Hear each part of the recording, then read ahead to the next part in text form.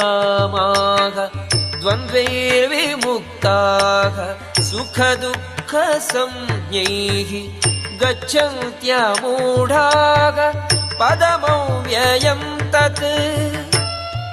ಸುಳ್ಳು ಪ್ರತಿಷ್ಠೆಯಿಂದ, ಮೋಹದಿಂದ ಮತ್ತು ಸುಳ್ಳು ಸಂಘದಿಂದ ಮುಕ್ತರಾದವರು, ನಿತ್ಯವಾದುದನ್ನು ಅರಿತವರು, ಐಹಿಕ ಕಾಮವನ್ನು ತ್ಯಜಿಸಿದವರು, ಸುಖ ದುಃಖಗಳ ದ್ವಂದ್ವದಿಂದ ಬಿಡುಗಡೆಯಾದವರು ಮತ್ತು ಗೊಂದಲವಿಲ್ಲದೆ ಆ ಪರಮಪುರುಷನಿಗೆ ಶರಣಾಗುವುದು ಹೇಗೆ ಎನ್ನುವುದನ್ನು ತಿಳಿದವರು, ಇಂತಹವರು ಆ ಶಾಶ್ವತವಾದ ರಾಜ್ಯವನ್ನು ಪಡೆಯುವರು. ನ ತದ್ಭಾಸಯತೆ ಸೂರ್ಯೋ ನ ಶಶಾಂಕೋ ನ ಪಾವಕಃ ಯದ್ಗತ್ವಾ ನ ನಿವರ್ತಂತೆ ತದ್ಧಾಮ ಪರಮಂ ಮಮ. ನನ್ನ ಆ ಪರಮಧಾಮವನ್ನು ಸೂರ್ಯಚಂದ್ರರಾಗಲಿ ಅಗ್ನಿ ವಿದ್ಯುಚ್ಛಕ್ತಿಗಳಾಗಲಿ ಬೆಳಗುವುದಿಲ್ಲ. ಅದನ್ನು ತಲುಪಿದವರು ಈ ಐಹಿಕ ಜಗತ್ತಿಗೆ ಮತ್ತೆ ಬರುವುದೇ ಇಲ್ಲ.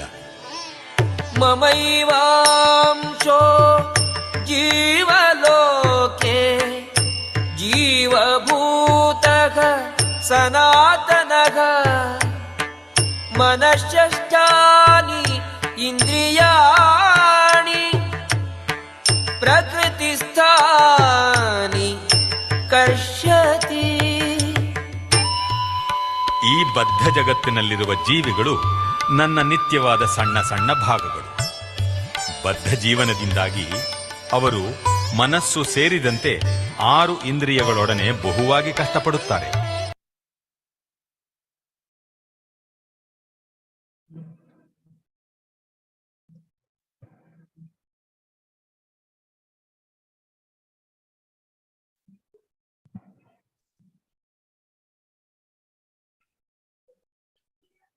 ಹರೇ ಕೃಷ್ಣ.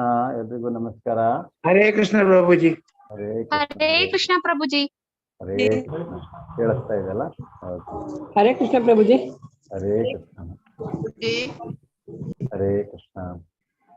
ಓಕೆ, ಇಸ್ಕಾನ್ ಮಂಗಳೂರು ಅವರು ಆಯೋಜಿಸಿರುವಂತಹ 18 ದಿವಸಗಳಲ್ಲಿ ಭಗವದ್ಗೀತೆಯನ್ನು ಅರ್ಥ ಮಾಡಿಕೊಳ್ಳುವಂತೆ ಇವತ್ತಿನ ಅಧ್ಯಾಯ 15 ಪುರುಷೋತ್ತಮ ಯೋಗ. ತಮಗೆಲ್ಲರಿಗೂ ಸ್ವಾಗತ. ನಾವು ಪ್ರಾರ್ಥನೆಯೊಂದಿಗೆ ಇವತ್ತಿನ ಕ್ಲಾಸ್ ಹರೇ ದಯವಿಟ್ಟು ಮ್ಯೂಟಲ್ಲಿರಿ. ಸ್ಟಾರ್ಟ್ ಮಾಡೋಣ. ಓಂ ನಮೋ ಭಗವತೆ ವಾಸುದೇವಾಯ. ಓಂ ನಮೋ ಭಗವತೆ ವಾಸುದೇವಾಯ. ಓಂ ನಮೋ ಭಗವತೆ ವಾಸುದೇವಾಯ.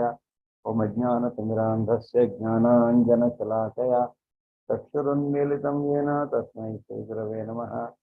ಶ್ರೀ ಚೈತನ್ಯಮನೋಭೀಷ್ಟಂ ಸ್ಥಾಪಿತಂ ಯೇನ ಭೂತಲೆ ಸ್ವಯಂ ರೂಪಃ ಕದಾ ಮಹ್ಯಂ ದದಾತಿ ಸ್ವಪದಾಂತಿಕಂ. ವಂದೇಹಂ ಶ್ರೀಗುರೋ ಶ್ರೀತಪದಕಮಲಂ ಶ್ರೀಗುರುನ್ ವೈಷ್ಣವಾಂಶ್ಚ ಶ್ರೀರೂಪಂ ಸಾಗ್ರಜಾತಂ ಸಹಗಣರಘುನಾಥಾನ್ವಿತಂ तं ಸಜೀವಂ ಸಾದ್ವೈತಂ ಸಾವಧೂತಂ ಪರಿಜನಸಹಿತಂ ಕೃಷ್ಣಚೈತನ್ಯದೇವಂ ಶ್ರೀರಾಧಾ ಕೃಷ್ಣಪಾದಾನ್ ಸಹಗಣಲಲಿತಾ ಶ್ರೀವಿಶಾಖಾನ್ವಿತಾ ಚ. ಹೇ ಕೃಷ್ಣ ಕರುಣಾ ಸಿಂಧೋ ದೀನಬಂಧೋ ಜಗತ್ಪತೆ ಗೋಪೇಶ ಗೋಪಿಕಾ ಕಾಂತ ರಾಧಾ ಕಾಂತ ನಮೋಸ್ತುತೆ. ಸಪ್ತ ಕಾಂಚನ ಗೌರಾಂಗಿ ರಾಧೆ ವೃಂದಾವನೇಶ್ವರಿ ವೃಷಭಾನುಸುತೆ ದೇವಿ ಪ್ರಣಮಾಮಿ ಹರಿಪ್ರಿಯೆ. ವಾಂಛಾ ಕಲ್ಪತರುಭ್ಯಶ್ಚ ಕೃಪಾ ಸಿಂಧುಭ್ಯೇವ ಚ ಪತಿತಾನಾಂ ಪಾವನೇಭ್ಯೋ ವೈಷ್ಣವೇಭ್ಯೋ ನಮೋ ನಮಃ. ನಮೋ ವಿಷ್ಣುಪಾದಾಯ ಕೃಷ್ಣಪ್ರೇಷ್ಠಾಯ ಭೂತಲೆ ಶ್ರೀಮತೆ ಭಕ್ತಿವೇದಾಂತ ಸ್ವಾಮಿನಿತಿ ನಾಮಿನೆ. ನಮಸ್ತೆ ಸಾರಸ್ವತೆ ದೇವೆ ಗೌರವಾಣಿ ಪ್ರಚಾರಿಣೆ ನಿರ್ವಿಶೇಷ ಶೂನ್ಯವಾದಿ ಪಾಶ್ಚಾತ್ಯ ದೇಶಕಾರಿಣೆ. ಜೈ ಶ್ರೀ ಕೃಷ್ಣ ಚೈತನ್ಯ ಪ್ರಭೋ ನಿತ್ಯಾನಂದ ಶ್ರೀ ಅದ್ವೈತ ಗದಾಧರ ಶ್ರೀವಾಸಾದಿ ಗೌರ ಭಕ್ತವೃಂದ. ಹರೇ ಕೃಷ್ಣ ಕೃಷ್ಣ ಕೃಷ್ಣ ಹರೇ ಹರೇ. ಹರೇ ರಾಮ ರಾಮ ರಾಮ ಹರೇ ಹರೇ. ಹರೇ ಕೃಷ್ಣ ಕೃಷ್ಣ ಕೃಷ್ಣ ಹರೇ ಹರೇ.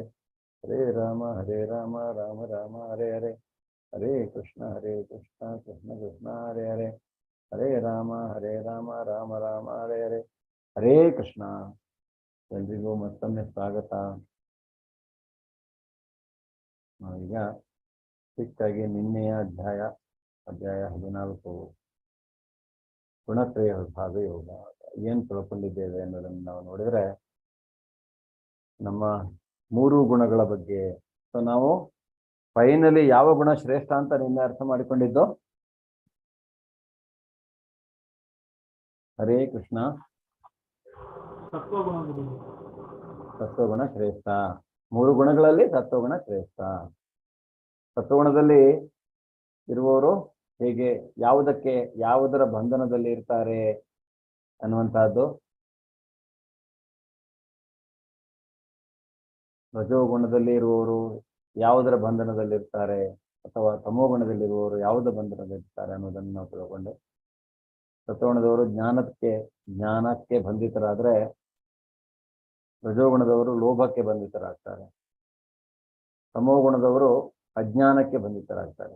ಅಜ್ಞಾನ, ಕತ್ತಲು, ಆಲಸ್ಯ, ಹೀಗೆ. ಸೊ ಅದರಿಂದ ಅತ್ಯಂತ ಆದರೆ ಈ 3 ಗುಣಗಳು ನಮ್ಮನ್ನ ಐಹಿಕ ಪ್ರಪಂಚದಲ್ಲಿ ಬಂಧನದಲ್ಲಿ ಇಡತ್ತೆ. ಇದರಿಂದ ನಾವು ಭಗವತ್ ಸಾಕ್ಷಾತ್ಕಾರ ನಮಗೆ ಆಗೋದಿಲ್ಲ. ನಾವು ಪುಣ್ಯ ಮಾಡಿ ಏನಾದರೂ ಯಾರು ಐಹಿಕ ಸತ್ವಗುಣದಲ್ಲಿ ಯಾರಾದರೂ ತಮ್ಮ ಶರೀರ ತ್ಯಾಗವನ್ನ ಮಾಡಿದರೆ ಅವರು ಮುಂದೆ ಊರ್ಧ್ವಲೋಕಗಳಿಗೆ ಹೋಗ್ತಾರೆ ಅನ್ನೋದನ್ನ ಭಗವಂತ ಹೇಳಿದ್ದಾನೆ. ತಮೋಗುಣದಲ್ಲಿ ಹುಟ್ಟುವವರು ನರಕ ಲೋಕಗಳು ಅಥವಾ ಕೆಳಗಿನ ಲೋಕಗಳು, ಪ್ರಾಣಿ ಲೋಕದಲ್ಲಿ ಅವರು ಹುಟ್ಟುತ್ತಾರೆ. ಆದರೆ ರಜೋಗುಣದವರು ಲೋಭಿಗಳ ಮಧ್ಯೆ ಮತ್ತೆ ಹುಟ್ಟುತ್ತಾರೆ ಅನ್ನೋದನ್ನ ಹೇಳಿದ್ರು. ಆದ್ರಿಂದ ಈ 3 ಗುಣಗಳನ್ನ ನಾವು ದಾಟಿ ಹೋಗ್ಬೇಕು ಅನ್ನುವಂಥದ್ದಾದ್ರೆ ನಾವು ನೋಡಿದ್ವಿ. ಅಂದ್ರೆ ಅರ್ಜುನ ಕೇಳ್ತಾನೆ, ಯಾರು, ಅವರ ಗುಣ ಹೇಗಿದೆ? ಅದಕ್ಕೆ ನಾವು ನೋಡಿದ್ವಿ, ಯಾರು ಯಾವುದೇ ರೀತಿಯಾದಂತಹ ಐಹಿಕ ಬಂಧನಕ್ಕೆ, ಕರ್ಮಫಲಗಳಿಗೆ ಅಂಟಿಕೊಳ್ಳದೆ ಅಲ್ವಾ, ಶೀತೋಷ್ಣ ಸಮ ಅಂದ್ರೆ ಎರಡನ್ನೂ ಒಟ್ಟಿಗೆ ಸರಿಯಾಗಿ ನೋಡಿಕೊಂಡು ಮಾನಾಪಮಾನ ಯಾವುದನ್ನು ಅವನು ಅಷ್ಟು ಲೆಕ್ಕಿಸದೇ ಇರುವಂತಹದ್ದು. ಅದರಿಂದ ಅಥವಾ ಈ ಮಣ್ಣು, ಹೆಂಟೆ, ಚಿನ್ನ ಅಥವಾ ಇದು ಎಲ್ಲವನ್ನ, ಕಲ್ಲು, 3 ಒಂದೇ ರೀತಿ ನೋಡುವಂಥದ್ದು ಅವನಿಗೆ. ಸೊ ಅಂತಹ ಕೆಲವು ಗುಣಗಳನ್ನ ಭಗವಂತ ನಾವು ನಿನ್ನೆ ನೋಡಿದ್ವಿ. ಯಾರು ಶುದ್ಧ ಸತ್ವಗುಣದಲ್ಲಿ ಇರ್ತಾರೆ ಅಂಥವ್ರು ತನಗೆ ಪ್ರಿಯರು ಅನ್ನೋದನ್ನ ಭಗವಂತ ಹೇಳ್ತಾನೆ. ಸೊ ಇವತ್ತು ನಾವಿರುವಂತಹದ್ದು ಎಲ್ಲಿ? ನಾವು ನಮ್ಮ ಸ್ವಂತ ಮನೆಯಲ್ಲಿದ್ದೀವೋ ಅಥವಾ ಯಾವುದೋ ಒಂದು ಹೋಟೆಲ್ನಲ್ಲಿ ಇದ್ದೇವೋ?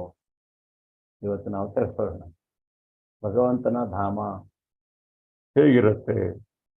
ಭಗವಂತನೇ ಎಲ್ಲವನ್ನ ಅಂದ್ರೆ ಪಾಲಕನು, ಮೇಂಟೈನರ್, ಅವನು ಎಲ್ಲವನ್ನ ಪಾಲಿಸಿಕೊಂಡು ಹೋಗ್ತಾ ಇದ್ದಾನೆ ಪ್ರತಿಯೊಂದನ್ನು ಅನ್ನೋದು ನಮಗೆ ಇವತ್ತು ಅರ್ಥ ಆಗತ್ತೆ. ಹಾಗೆಯೇ ಮತ್ತೊಮ್ಮೆ ಭಗವದ್ಗೀತೆಯ ಒಂದು ಈ 16ರಿಂದ 20 ಈ ಶ್ಲೋಕದಲ್ಲಿ ಮತ್ತೆ ಸಾರಾಂಶ ಬರುತ್ತೆ. ಸೊ ಅದ್ರ ಬಗ್ಗೆ ನಾವು ಇವತ್ತು ತಿಳ್ಕೊಳ್ಳೋಣ. ಶ್ರೀ ರಾಧಾ ಗೋವಿಂದ, ಶ್ರೀಲಾ ಪ್ರಭುಪಾದರು, ಶ್ರೀ ರಾಮನಿಷ್ಠಾದ ಪ್ರಭುಜಿಯವರ ಚರಣಕಮಲಾರವಿಂದಗಳಿಗೆ ವಂದಿಸ್ತಾ ಇವತ್ತಿನ ಈ ಅಧ್ಯಾಯವನ್ನು ನಾವು ಸ್ಟಾರ್ಟ್ ಮಾಡೋಣ. ಶ್ರೀ ಭಗವಾನುವಾಚ ಊರ್ಧ್ವಮೂಲಮಧಃಶಾಖಂ ಅಶ್ವತ್ಥಂ ಪ್ರಾಹುರವ್ಯಯಂ ಛಂದಾಂಸಿ ಯಸ್ಯ ಪರ್ಣಾನಿ ಯಸ್ತಂ ವೇದ ಸ ವೇದವೇತ್. ದೇವೋತ್ತಮ ಪರಮ ಪುರುಷನು ಹೀಗೆ ಹೇಳಿದನು, ಬೇರುಗಳು ಮೇಲಿರುವ ಮತ್ತು ರಂಬೆಗಳು ಕೆಳಗಿರುವ ಅವಿನಾಶಿಯಾದ ಅಶ್ವತ್ಥ ವೃಕ್ಷವು ಹೊಂದಿದೆ. ಅದರ ಎಲೆಗಳು ವೇದ ಮಂತ್ರಗಳು ಎಂದು ಹೇಳುತ್ತಾರೆ. ಈ ವೇದಗಳನ್ನು ತಿಳಿದವನು, ಈ ಮರವನ್ನು ತಿಳಿದವನು ವೇದಗಳನ್ನು ತಿಳಿದವನು. ಸೊ ಇಲ್ಲಿ ಭಗವಂತ ಹೇಳ್ತಾ ಇದ್ದಾನೆ, ಊರ್ಧ್ವ ಮೂಲಮದ ಶಾಖ, ಒಂದು ತಲೆ ಕೆಳಗಾಗಿರುವಂತಹ ಒಂದು ಮರ ಇದೆ. ಆ ಮರ ಬಹಳ ಅಂದ್ರೆ ಬೇರು ಅದರದ್ದು ಮೇಲಿದೆ, ರೆಂಬೆಗಳು ಕೆಳಗೆ ಇವೆ. ಅಂದ್ರೆ ಮರ ಹೇಗಿದೆ? ಉಲ್ಟಾ ಇದೆ, ತಲೆ ಕೆಳಗಾಗಿದೆ ಅನ್ನುವಂಥದ್ದು. ಅದನ್ನ ಅಶ್ವತ್ಥ ವೃಕ್ಷ, ಅವಿನಾಶಿ, ಅದು ನಾಶವಾಗದೇ ಇರುವಂತಹ ಒಂದು ಅಶ್ವತ್ಥ ವೃಕ್ಷ ಅಂತ ಹೇಳ್ತಾನೆ. ಮತ್ತೆ ಆ ವೃಕ್ಷ ಎಷ್ಟು ಇದು ಅಂದ್ರೆ ಆ ವೃಕ್ಷದ ಎಲೆಗಳು ವೇದ ಮಂತ್ರಗಳು, ಒಂದೊಂದು ವೇದ ಮಂತ್ರಗಳನ್ನ, ಅಷ್ಟೊಂದು ಎಲೆಗಳನ್ನ ಅದು ಹೊಂದಿರುತ್ತೆ ವೇದ ಮಂತ್ರಗಳು. ಯಾರು ಈ ಮರವನ್ನ ಸರಿಯಾಗಿ ಅರ್ಥ ಮಾಡಿಕೊಳ್ತಾರೋ ಅವರು ವೇದಗಳನ್ನ ಅರ್ಥ ಮಾಡಿಕೊಂಡಿದ್ದಾರೆ ಅಂತ ಹೇಳ್ಬೋದು ಅಂತ ಹೇಳ್ತಾನೆ. ಹಾಗಾದ್ರೆ ಈ ತಲೆ ಕೆಳಗಾಗಿರುವಂತಹ ಮರ ಎಲ್ಲಿ ನಮಗೆ ನೋಡ್ಲಿಕ್ಕೆ ಸಿಗತ್ತೆ? ನೀವು ಯಾರಾದ್ರೂ ಹೇಳ್ತೀರಾ? ಈ ತಲೆ ಕೆಳಗಾಗಿರುವಂತಹ ಮರ ನಮಗೆ ಎಲ್ಲಿ ನೋಡ್ಲಿಕ್ಕೆ ಸಿಗತ್ತೆ? ಹರೇ ಕೃಷ್ಣ.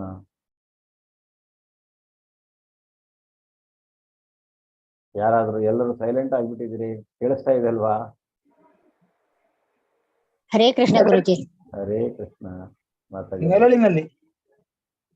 ನೆರಳಿನಲ್ಲಿ,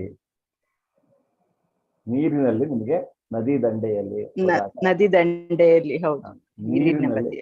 ನೀರಿನಲ್ಲೇ ನಮಗೆ ತಲೆಕೆಳಗಾಗಿ, ನೆರಳಲ್ಲೂ ತಲೆಕೆಳಗಾಗಿ ಕಾಣಿಸೋದಿಲ್ಲ. ಬಟ್ ನೀರಿನಲ್ಲಿ ಖಂಡಿತವಾಗಿ ನಾವು ತಲೆಕೆಳಗಾದ ಮರವನ್ನ ನೋಡ್ತೇವೆ. ಆ ತಲೆ ಕೆಳಗಾಗಿರುವಂತಹ ಮರ, ನೀರಿನಲ್ಲಿ ನಾವೇನ್ ಮರ ನೋಡ್ತೀವೋ ಆ ಮರ ಸತ್ಯನೋ ಅಥವಾ ಮಿಥ್ಯನೋ, ಅಂದ್ರೆ ಅದು ನಿಜವಾದ ಮರನೋ ಅಥವಾ ಅದು ಒಂದು ಅಂದ್ರೆ ನಿಜವಲ್ಲದೆ ಇರುವಂತಹದ್ದು.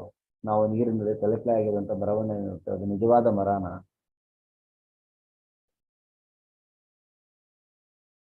ಹರೇ ಕೃಷ್ಣ. ನಿಜವಾದದ್ದು ಅಂತ ಅನ್ಸುತ್ತೆ ಗುರುಜಿ, ಬೇರಿನಲ್ಲಿ ಭಗವಂತನ ರೂಪ ಇರುತ್ತೆ ಅಂತ. ಓಕೆ. ಆದ್ರೆ ಆ ನೀರಿನಲ್ಲಿ ನಾವು ತಲೆ ಕೆಳಗಾಗಿರುವಂತಹ ಮರ ನೋಡ್ತಾ ಇರೋದು ಅದು ನಿಜವಾದ ಮರ ಅಲ್ಲ ಅಲ್ವಾ? ಆದ್ರೆ ಆ ಮರ ಎಲ್ಲಿದೆ? ಅದು ಭೂಮಿಯ ಮೇಲಿದೆ ತಾನೆ. ಆದ್ರೆ ನೀರಿನಲ್ಲಿ ನಮಗೆ ಉಲ್ಟಾ ಕಾಣಿಸ್ತಾ ಇರುವಂತಹದ್ದು, ಆದ್ರೆ ಅದು ನಿಜವಾದ ಮರ ಅಲ್ಲ. ಸೊ ಆ ರೀತಿಯಾದಂತಹ ಒಂದು ಮರ ಇಲ್ಲಿ ಭಗವಂತ ಹೇಳ್ತಾ ಇದ್ದಾನೆ. ನಾವು ಅದ್ರ ಬಗ್ಗೆ ತಿಳ್ಕೊಳ್ಳೋಣ. ಅದಶ್ಚೋರ್ಧ್ವಂ ಪ್ರಸೃತ ಸ್ವಸ್ಯ ಶಾಖಾ ಗುಣ ಪ್ರವೃದ್ಧ ವಿಷಯ ಪ್ರವಾಲಾ ಅದಶ್ಚ ಮೂಲಾನ್ಯನುಸಂತತಾನಿ ಕರ್ಮಾನುಬಂಧೀನಿ ಮನುಷ್ಯ ಲೋಕೆ. ಈ ಮರದ ಬೇರುಗಳು ಕೆಳಮುಖವಾಗಿಯೂ ಮೇಲ್ಮುಖವಾಗಿಯೂ ಹರಡಿಕೊಂಡಿವೆ. ಐಹಿಕ ಪ್ರಕೃತಿಯ ಗುಣತ್ರಯಗಳು ಅದನ್ನ ಪೋಷಿಸುತ್ತವೆ. ಇಂದ್ರಿಯ ವಸ್ತುಗಳು ಇದರ ಕುಡಿಗಳು. ಈ ಮರಕ್ಕೆ ಕೆಳಮುಖವಾದ ಬೇರುಗಳು ಉಂಟು. ಇವು ಮನುಷ್ಯ ಕುಲದ ಫಲಾಪೇಕ್ಷಿತ ಕರ್ಮದೊಂದಿಗೆ ಬಂಧಿತವಾಗಿವೆ. ಭಗವಂತ ಇಲ್ಲಿ ಹೇಳ್ತಾ ಇದ್ದಾನೆ, ಈ ಮರ ಏನಿದೆ, ಅಶ್ವತ್ಥ ಮರ, ತಲೆ ಕೆಳಗಾಗಿರುವಂತಹ ಮರ, ಇದರ ಬೇರು ಮೇಲ್ಮುಖವಾಗಿಯೂ ಇದೆ, ಕೆಳಮುಖವಾಗಿಯೂ ಇದೆ, ಹರಡಿಕೊಂಡಿದೆ ಪೂರ್ತಿಯಾಗಿ. ಈ ಐಹಿಕ ಪ್ರಕೃತಿಯ ಈ ಈ ಮರವನ್ನ ಯಾರು ಸಾಕ್ತಾರೆ? ಈಗ ಒಂದು ಮರಕ್ಕೆ ಅಥವಾ ಒಂದು ಗಿಡ ಮರ ಆಗ್ಬೇಕು, ನಾವು ನೋಡ್ಕೊಂಡು ಹೋಗ್ಬೇಕಂದ್ರೆ ಅದಕ್ಕೆ ನಾವು ನೀರು ಹಾಕ್ಬೇಕಾಗುತ್ತೆ. ಆದ್ರೆ ಇಲ್ಲಿ ಈ ಮರದ ಪೋಷಣೆಯನ್ನ ಈ ಗುಣತ್ರಯಗಳು ಮಾಡ್ತಾ ಇದೆ. ಯಾವುದು ಗುಣತ್ರಯಗಳು? ಸತ್ವ, ರಜ ಮತ್ತೆ ತಮಸ್. ಸತ್ವ, ರಜ, ತಮ, ಈ ಮೂರು ಗುಣಗಳು ಆ ಮರವನ್ನ ಪೋಷಿಸ್ತಾ ಇವೆ ಅನ್ನುವಂಥದ್ದು. ಇಂದ್ರಿಯ ವಸ್ತುಗಳು ಅಂದ್ರೆ ನಮಗೆ ಇಂದ್ರಿಯ ಅಂದ್ರೆ ಈ ಇಂದ್ರಿಯಗಳಿಗೆ ಸುಖ ನೀಡುವಂಥವು. ಅಂತಹ ಇಂದ್ರಿಯ ವಸ್ತುಗಳು ಆ ಮರದ ಕುಡಿಗಳು ಅಂತ ಭಗವಂತ ಇಲ್ಲಿ ನಮಗೆ ಹೇಳ್ತಾ ಇದ್ದಾನೆ. ಈ ಮರಕ್ಕೆ ಕೆಳಮುಖವಾದ ಬೇರುಗಳು ಉಂಟು. ಇವು ಮನುಷ್ಯನ ಫಲಾಪೇಕ್ಷಿತ ಕರ್ಮಗಳೊಂದಿಗೆ ಬಂಧಿತವಾಗಿ, ಕೆಳಮುಖವಾದ ಬೇರುಗಳು ಮನುಷ್ಯನ ಫಲಾಪೇಕ್ಷಿತ ಕರ್ಮಗಳು. ನಿಮ್ಗೆ ಅಂದ್ರೆ ನಾವೇನ್ ಹೇಳುವಂಥದ್ದು, ಈಗ ನಮಗೆ ನಾವೊಂದು ಕೆಲಸ ಮಾಡಿ ಅದರ ಫಲಗಳನ್ನು ಅಪೇಕ್ಷಿಸುವಂಥದ್ದು. ಅಂತಹ ಫಲಾಪೇಕ್ಷಿತ ಕರ್ಮಗಳೊಂದಿಗೆ ಆ ಕೆಳಮುಖವಾಗಿರುವಂತಹ ಬೇರುಗಳು ಬಂಧಿತವಾಗಿವೆ ಅನ್ನೋದನ್ನ ಇಲ್ಲಿ ಅವನು ಹೇಳ್ತಾನೆ. ಅಂದ್ರೆ ಈ ಮರ ಅನ್ನುವಂತಹದ್ದು ನಿಜವಾದ ಮರ ಅಲ್ಲ. ಆದರೆ ಈ ಮರಕ್ಕೆ ಮೂರು ಗುಣಗಳ ಜೊತೆಗೆ ಜೀವಿ ಬಹಳವಾಗಿ ಅಂಟಿಕೊಂಡಿದ್ದಾನೆ. ಅದನ್ನ ನೋಡಿ, ನ ರೂಪಮಸ್ಯೇಹ ತಥೋಪಲಭ್ಯತೆ ನಾಂತೋ ನ ಚಾರ್ಜಿನ್ ನ ಸಂಪ್ರತಿಷ್ಠ ಅಶ್ವತ್ಥಮೇನಂ ಸವಿರೂಢ ಮೂಲಂ ಅಸಂಗ ಶಸ್ತ್ರೇಣ ದೃಢೇನ ಚಿತ್ವಾ ತತಃ ಪದಂ ತತ್ಪರಿಮಾರ್ಗಿತವ್ಯಂ ಯಸ್ಮಿನ್ ಗತಾ ನ ನಿವರ್ತಂತಿ ಭೂಯಃ ತಮೇವ ಚಾದ್ಯಂ ಪುರುಷಂ ಪ್ರಪದ್ಯೆ ಯತಃ ಪ್ರವೃತ್ತಿ ಪ್ರಸೃತ ಪುರಾಣಿ. ಈ ಮರದ ನಿಜವಾದ ರೂಪವನ್ನ ಈ ಜಗತ್ತಿನಲ್ಲಿ ಕಾಣಲಾಗುವುದಿಲ್ಲ. ಆಯ್ತಾ? ಇಲ್ಲಿ ಹೇಳ್ತಾ ಇದ್ದಾನೆ, ಈ ಮರದ ನಿಜವಾದ ರೂಪ ಏನಿದೆಯಲ್ಲ, ಈ ಮರ ಏನು ಅವನು ಹೇಳ್ತಾ ಇದ್ದಾನೆ, ಆ ಮರದ ನಿಜವಾದ ರೂಪ ಇಲ್ಲಿ ಕಾಣ್ತಾ ಇಲ್ಲ, ಕಾಣ್ಲಿಕ್ಕೆ ಸಾಧ್ಯವಿಲ್ಲ ಐಹಿಕ ಪ್ರಪಂಚದಲ್ಲಿ. ಅದರ ಅಂತ್ಯ, ಆದಿ ಅಥವಾ ಅಸ್ಥಿವಾರಗಳನ್ನು ಯಾರೂ ಅರ್ಥ ಮಾಡಿಕೊಳ್ಳಲಾರರು. ಈ ಮರದ ಅಂತ್ಯ ಎಲ್ಲಿ? ಬಿಸಿ ನ್ಯೂಟಲ್ಲಿರಿ.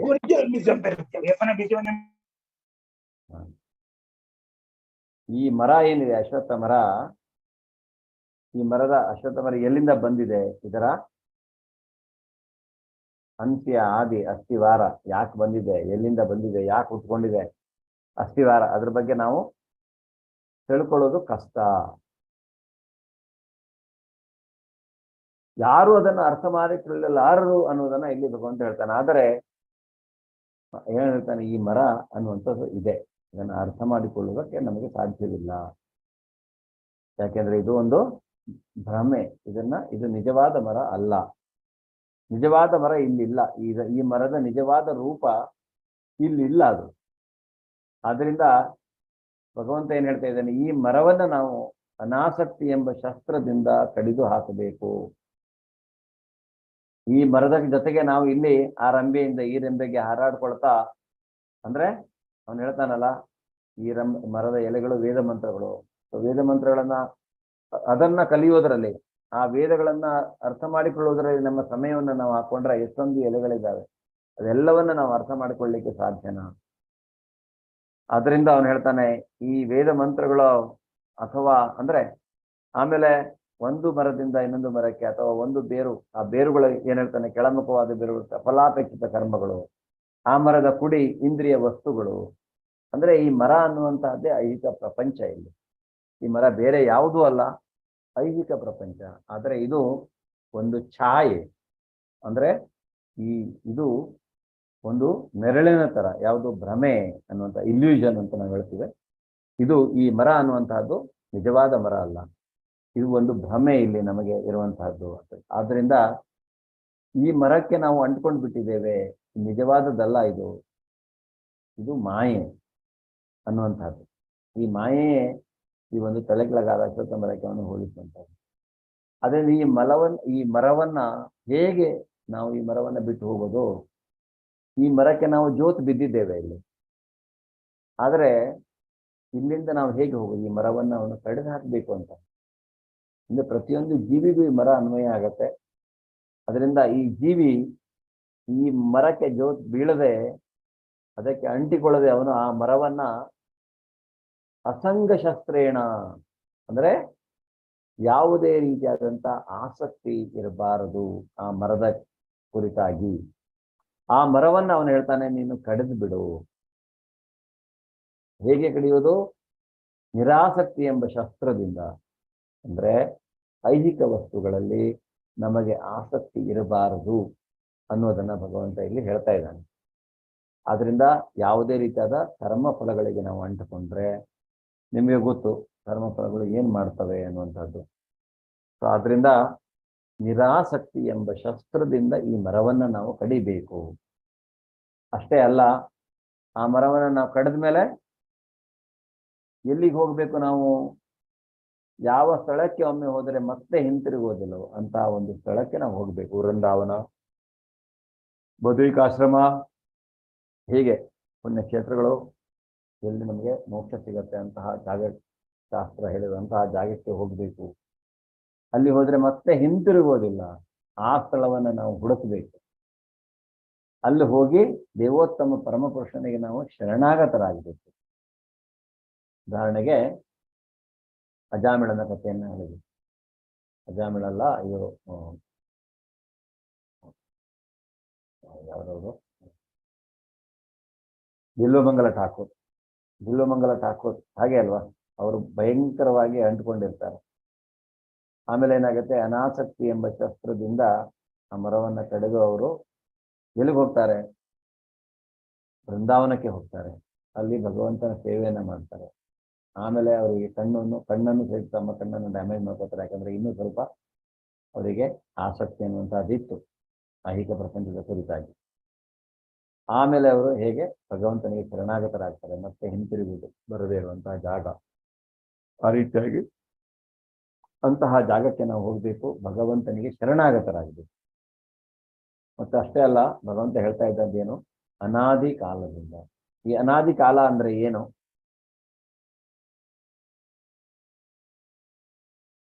ಹರೇ ಕೃಷ್ಣ. ಅನಾದಿ ಕಾಲ ಅಂದ್ರೆ ಏನು? ಹಿಂದಿನ ಕಾಲದ್ದು, ಪುರಾತನ ಕಾಲದ್ದು ಪ್ರಭುಜಿ. ಅಂದ್ರೆ ಎಷ್ಟು ಹಿಂದಿಂದು?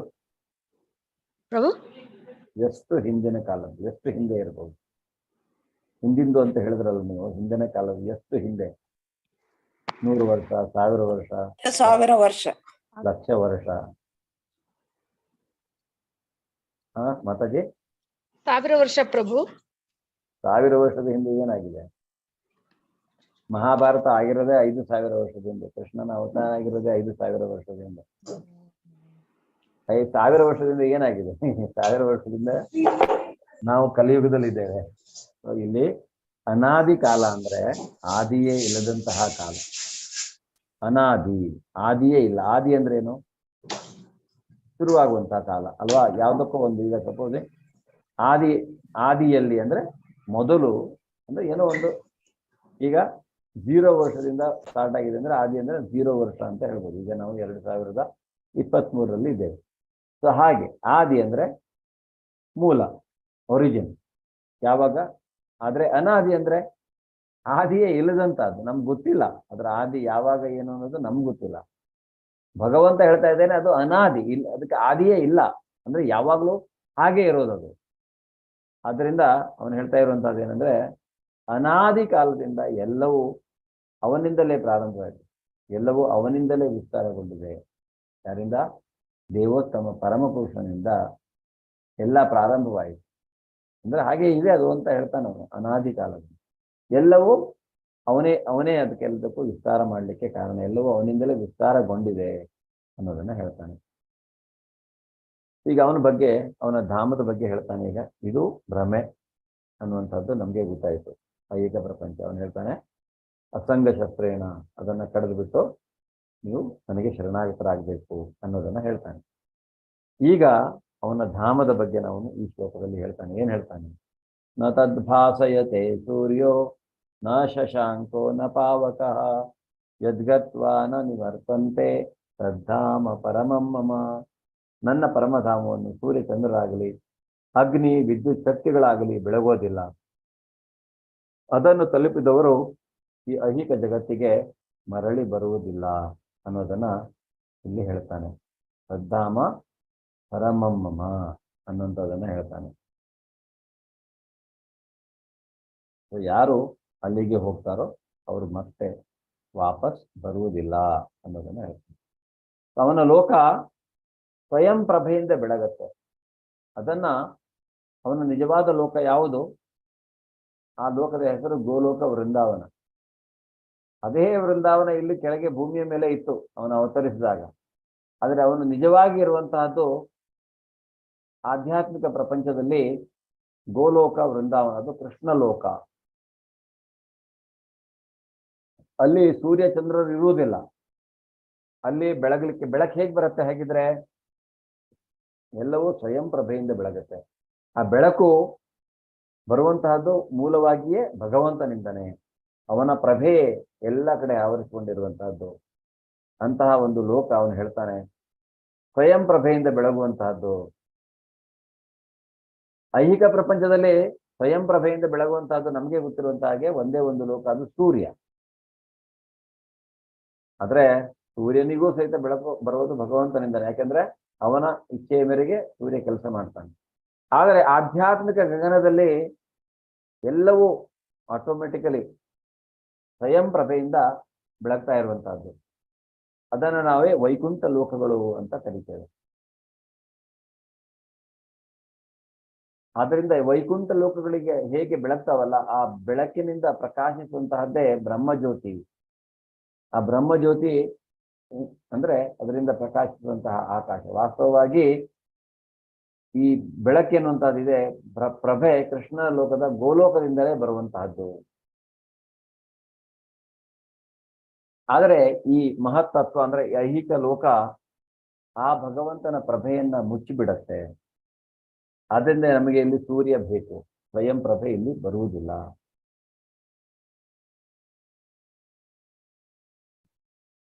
ಅದರಿಂದ ಏನಂದ್ರೆ ಈ ಜಗತ್ತು ಅನ್ನುವಂತಹದ್ದು ನಿತ್ಯ.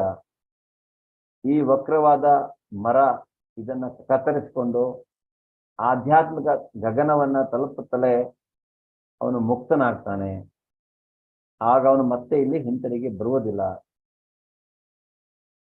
ಆದ್ರೆ ಇಲ್ಲಿ ಜೀವಿಗಳು ಏನ್ ಮಾಡ್ತಾರೆ, ಐಕ್ಯ ಪ್ರಪಂಚದಲ್ಲಿ ನಾನೇ ಈ ಜಗತ್ತಿನ ಪ್ರಭು ಅನ್ನುವ ಹಾಗೆ ಬಿಹೇವ್ ಮಾಡಿಕೊಂಡು ಬದುಕ್ತಾರೆ. ಆದ್ರೆ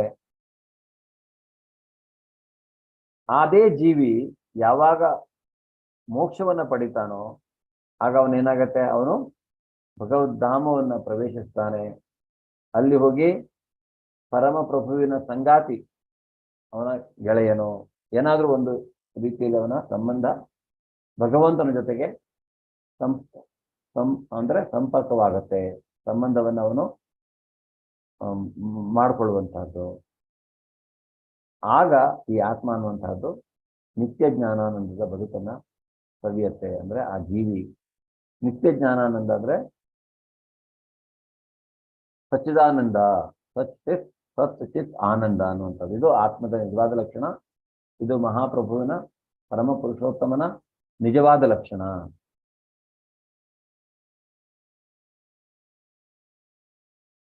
ಅನ್ನೋದನ್ನ ಇಲ್ಲಿ ಹೇಳ್ಬೋದು. ಅದರಿಂದ ಅವನು ಹೇಳ್ತಾನೆ ಪರಮಮ್ಮಮ್ಮ ಅಂತ ಹೇಳ್ತಾನೆ. ಏನು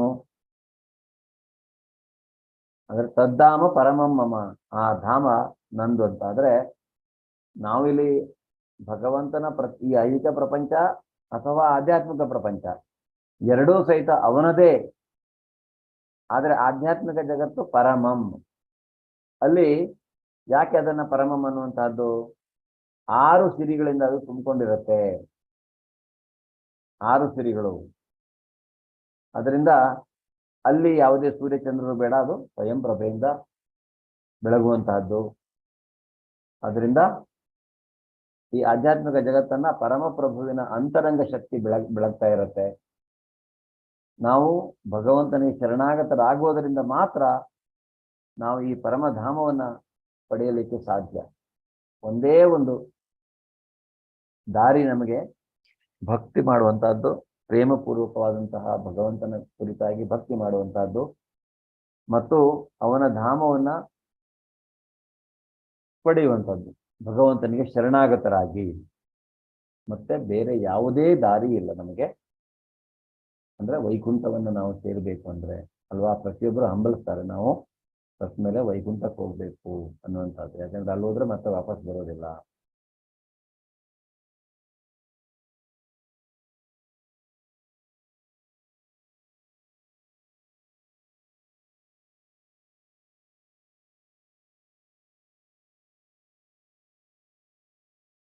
ಇಲ್ಲಿ